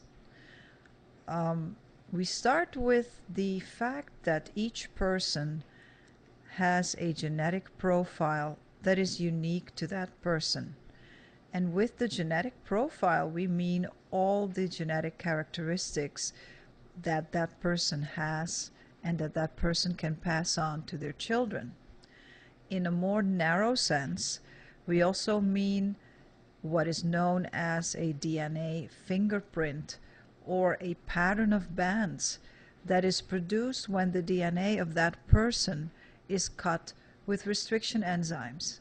In other words, if my DNA is cut with restriction enzymes, it's going to produce a different pattern than if your DNA is cut with restriction enzymes. So each individual is going to have an individual unique pattern. And you can see that pattern by running the DNA on a gel and performing electrophoresis. You can use these genetic profiles to identify a person in an endeavor called forensic science.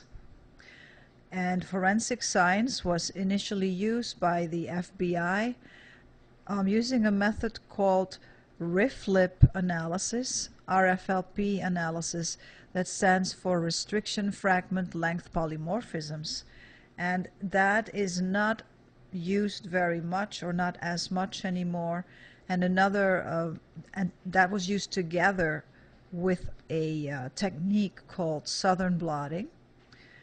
Now there is a more popular method that's being used with short tandem repeats known as STRs.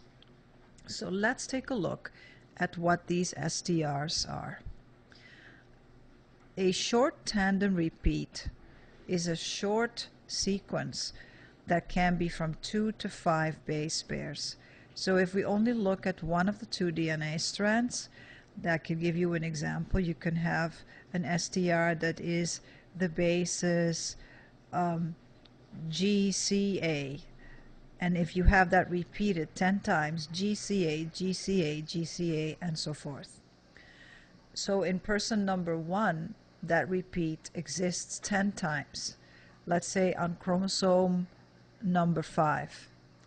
In person number 2, their chromosome number 5 has that repeat too, but it's there instead of 10 times, they have it 15 times. And person number 3 has it 7 times. Since we have 2 copies of each chromosome, actually person number 1 has it 10 times on one chromosome and 12 times on the other.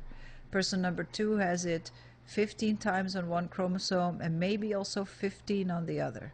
Person number 3 has it 20 times on one and 10 times on the other. So the chances that those 3 people would have exactly the same number of repeats of that STR is very small. If you now think of, instead of just looking at one STR, if you look at 13 STRs at the same time, then you come to an approximation of what the forensic science method is of using STRs for identification. So they look at least 13 different locations where we have these STRs. You can count the number of repeats and then compare them to the number of repeats other people have at those locations, and that gives you that unique genetic profile that is not going to be shared by any other person except if it is your identical twin. And to detect this, in order to get enough DNA for doing the gel electrophoresis, you amplify the sites that contain the STRs with the polymerase chain reaction.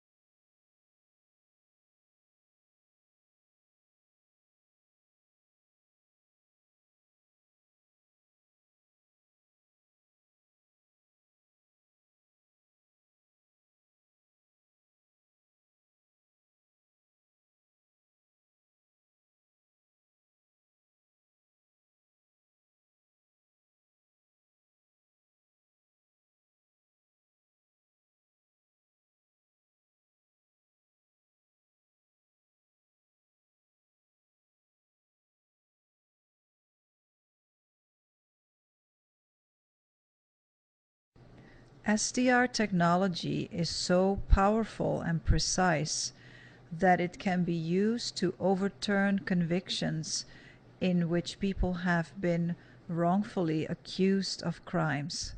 In this slide, we see an example of that. It concerns a man called Earl Washington, who was convicted in 1984 of raping and murdering a woman called Rebecca Williams. And Mr. Washington actually confessed to the crime, probably under coercion. He is slightly intellectually disabled. He has an IQ of 69, which is 1 point under the cutoff to be considered intellectually disabled. It's 70. So he confessed to that crime and spent 17 years in prison. He was almost executed. A couple of times he came within days of being executed. Let's take a look at his data. In the next slide, we will see 3 SDRs, and you see the number of repeats. Remember, there's the short tandem repeats, and it depends on how many of those repeats you have, what your genetic profile is going to be. So we're going to compare his genetic profile with that found on the victim and that found eventually on someone else who turned out to be the perpetrator.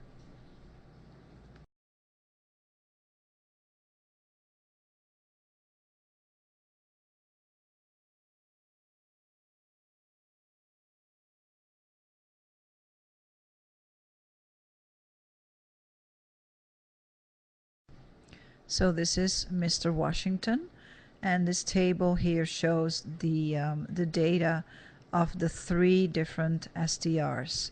So SDR number 1, SDR number 2, and SDR number 3. And then this row is what was found on the victim, on Rebecca Williams. The second row is Mr. Washington's profile, and the third row is the profile of a man who later confessed to the crime, and his profile matches it exactly.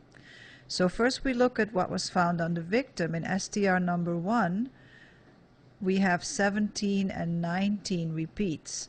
Remember, it comes from having 2 copies of the same chromosome. So on one chromosome, there were 17 repeats of that SDR, and on the other chromosome, they found 19 repeats. In Mr. Washington, he has 16 and 18, so neither of those match the number found on the victim. Mr. Tinsley's profile, on the other hand, matches exactly. SDR number 2 is the same thing. On the victim, 13 and 16.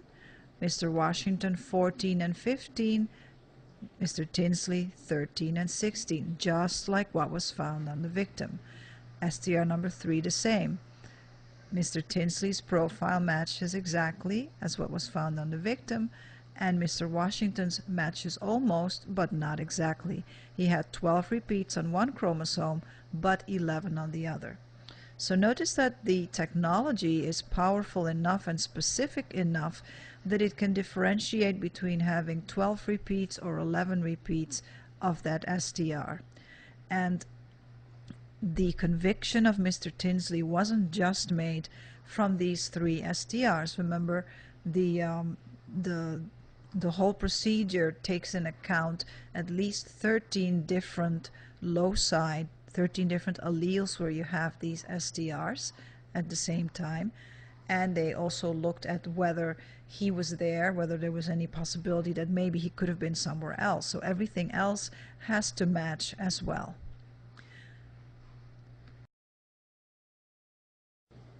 The Innocence Project is an organization founded in 1992 by 2 lawyers, Barry Scheck and Peter Neufeld, and it is dedicated to exonerating people who have been unjustly incarcerated using this type of technology, using the SDR technology. And of course they do lots of other things, you know, they have to check circumstances and whatnot, but it is the DNA evidence that sets these people free. So far, as of April 8, 2015, 329 people have been set free using STR evidence, and they had spent an average of 14 years in jail. They have also incriminated 140 people who were the actual perpetrators in some of these crimes. It works both ways, as we were talking about in the previous slide. If you want to find out a little bit more, you can go to www.innocenceproject.org.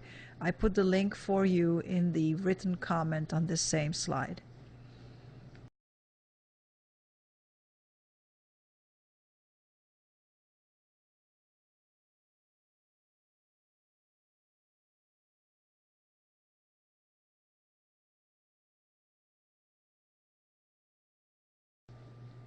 STR technology is also used to solve paternity cases, both from the perspective of a mother who wants to obtain child support for her child, and from the perspective of a man, say, who wants to prove that he's not the father of a child so that he doesn't have to pay child support.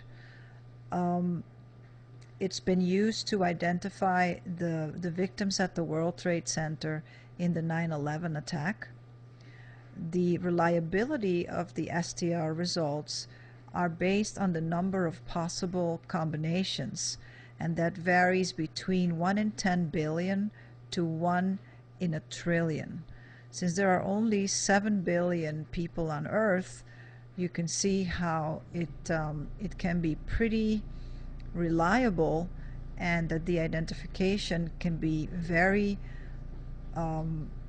unique, and that you can trust the data that are obtained with STR analysis.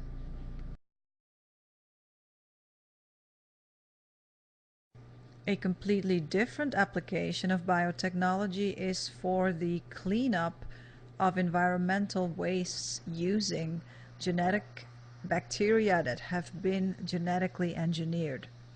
So you can genetically engineer bacteria to be able to metabolize heavy metals from the environment and then incorporate them into organic compounds that are less toxic. So you can take copper and metabolize it to copper sulfate, lead to lead sulfate, and you can degrade chlorinated hydrocarbons.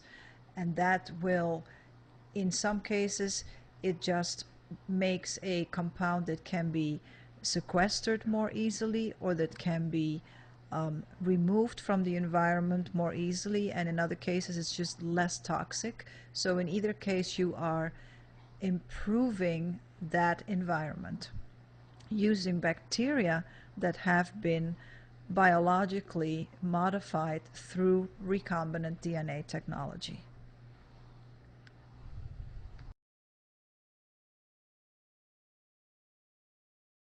Here we take a very brief look into a more traditional technology, that of biofuels, in which the aim is to produce a fuel, a replacement for petroleum or fossil fuels. And what they try to do is to produce a fuel that can be used for cars, etc., by making biodiesel or bioethanol by fermenting, by fermentation that is done by microorganisms. You can use corn or soybeans or cassava as the material that will be used for that fermentation. It turns out, though, that biofuel production is actually more expensive at this point than using the fossil fuels themselves. So maybe this points to an area in which genetic engineering might be helpful in producing biofuels more efficiently.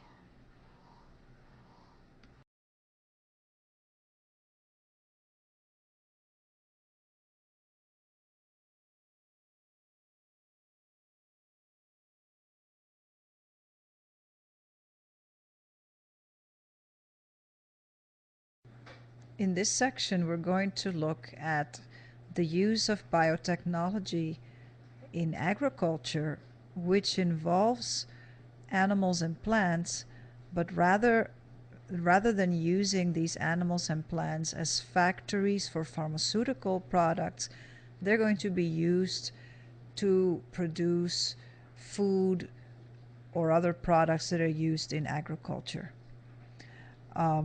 In animals especially, there have been lots of difficulties, including the animals tend to have low fertility and they tend to have more susceptibility to diseases than the so-called regular animals that have not been modified. At the moment, there is one organism that has been approved for human consumption, and that is the Aqua Advantage salmon that has the capability of growing the whole year instead of just growing certain seasons of the year, so it gets bigger faster than the Atlantic salmon that it's based on. In the next slide, you'll see a picture of it.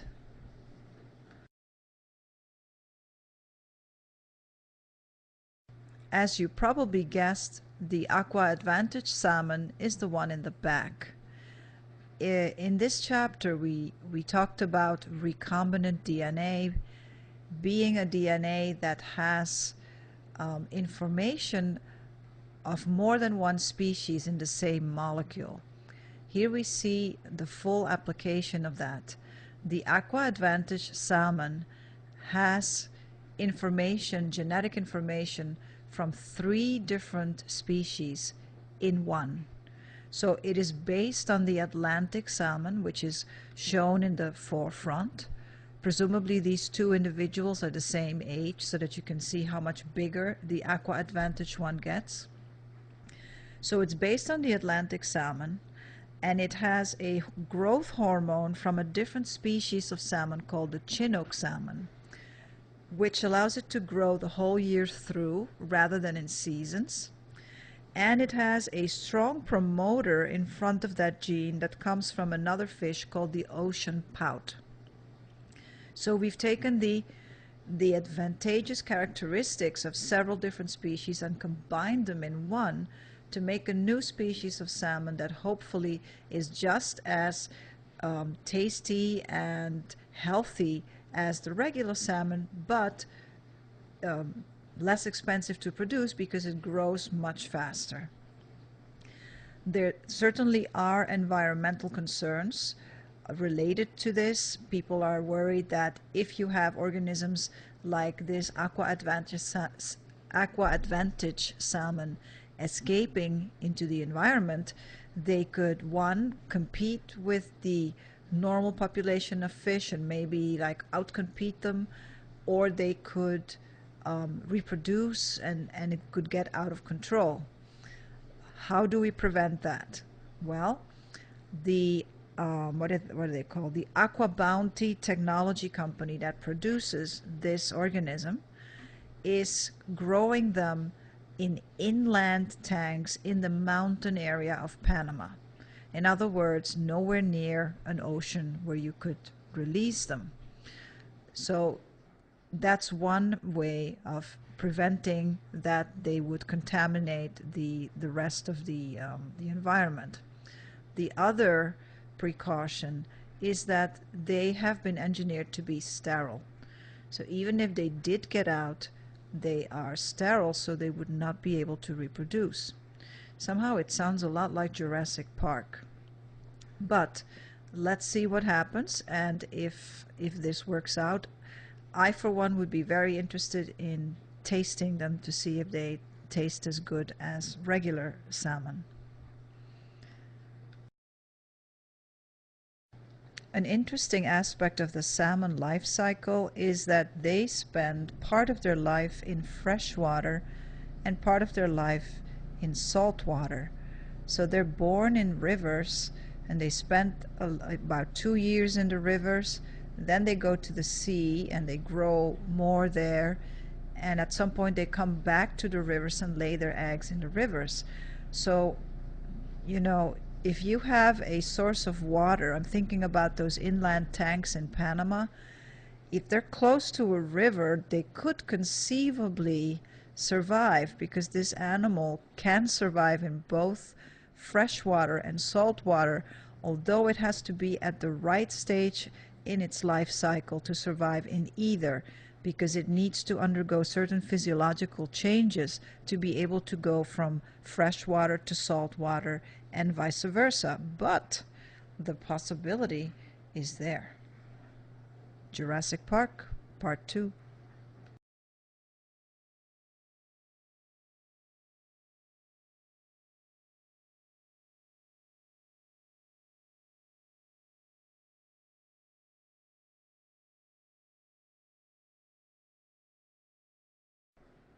Making a transgenic plant is technically easier than making a transgenic animal because of that Agrobacterium tumefaciens bacterium that we saw in part 1 of the chapter.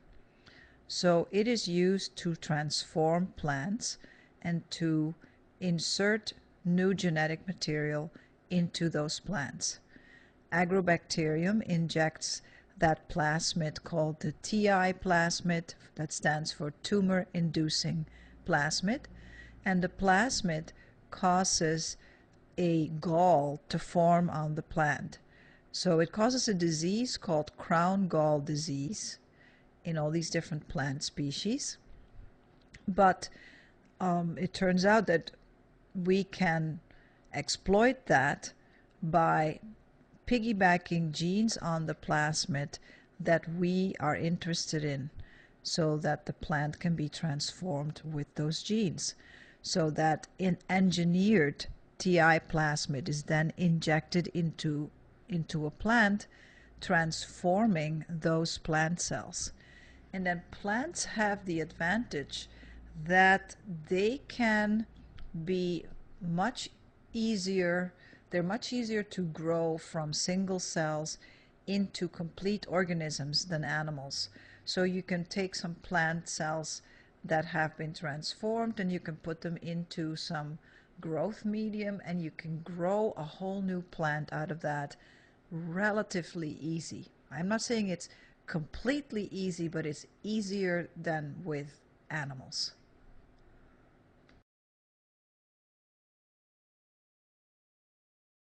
This slide shows us how to perform that transformation with Agrobacterium tumefaciens.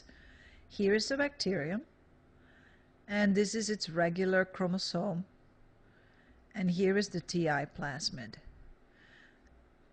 You can cut this TI plasmid with restriction enzymes. Those restriction enzymes have been a recurring theme over the whole chapter. And you can cut the gene that you want to insert into the plasmid. You cut around the gene, so in front of the gene and behind the gene, you cut with the same restriction enzyme. So remember, you generate the same sticky ends. Now you ligate those pieces together, and notice this little piece of DNA is now inserted here into the TI plasmid. Now you allow Agrobacterium tumefaciens to inject that recombinant TI plasmid into a plant cell, where it is then going to integrate into the chromosomes of the plant cell. And that's what we see here. So we've got the plant cell. The cell is this whole thing here. Here is the nucleus of that plant cell, and here's the DNA. And we see the detail picture here where we have the gene that we're interested in is integrated into the plant DNA. That is going to form on the original plant that got infected. It's going to form a gall.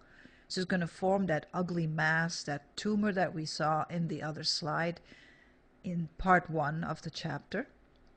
But if you now take that tumor and you dissociate it and you put it on a petri dish with special growth medium, you can make little roots grow on it and little shoots, and you can grow it into a whole new plant with special growth media and special conditions.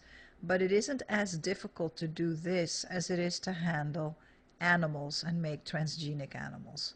So it's relatively easy to make these transformed plants.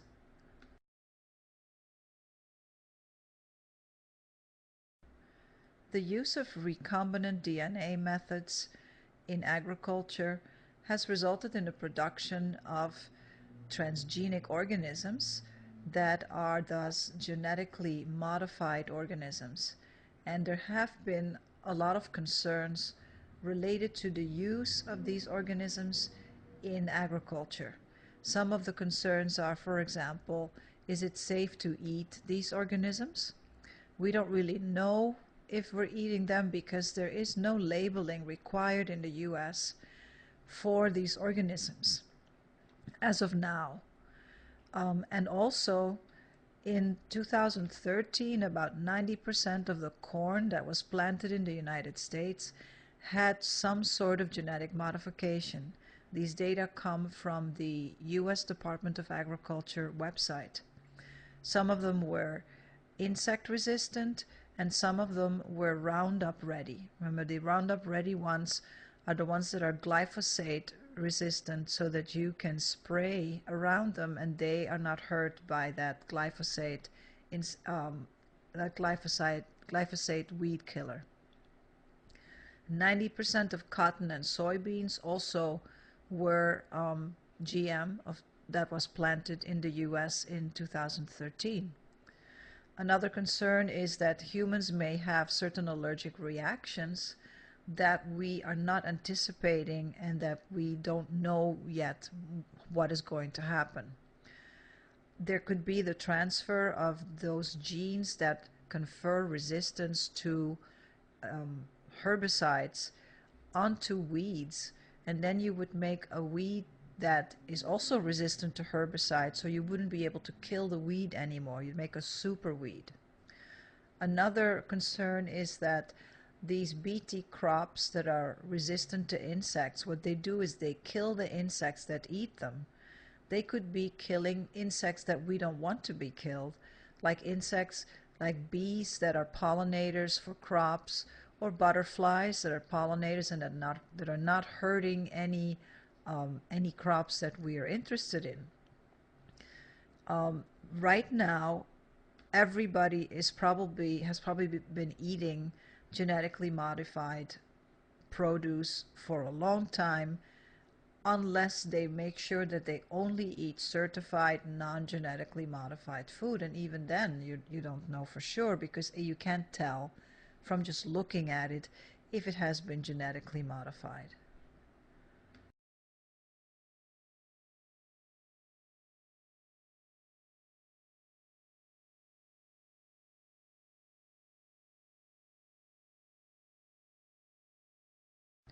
You might wonder, why use genetically modified organisms at all?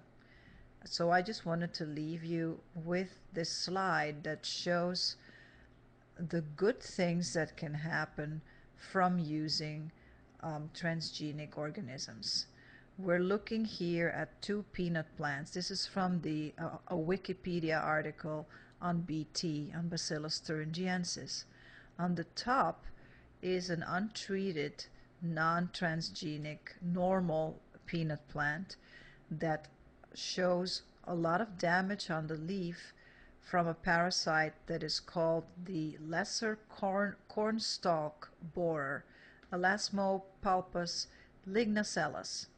So this organism apparently also can infect peanuts.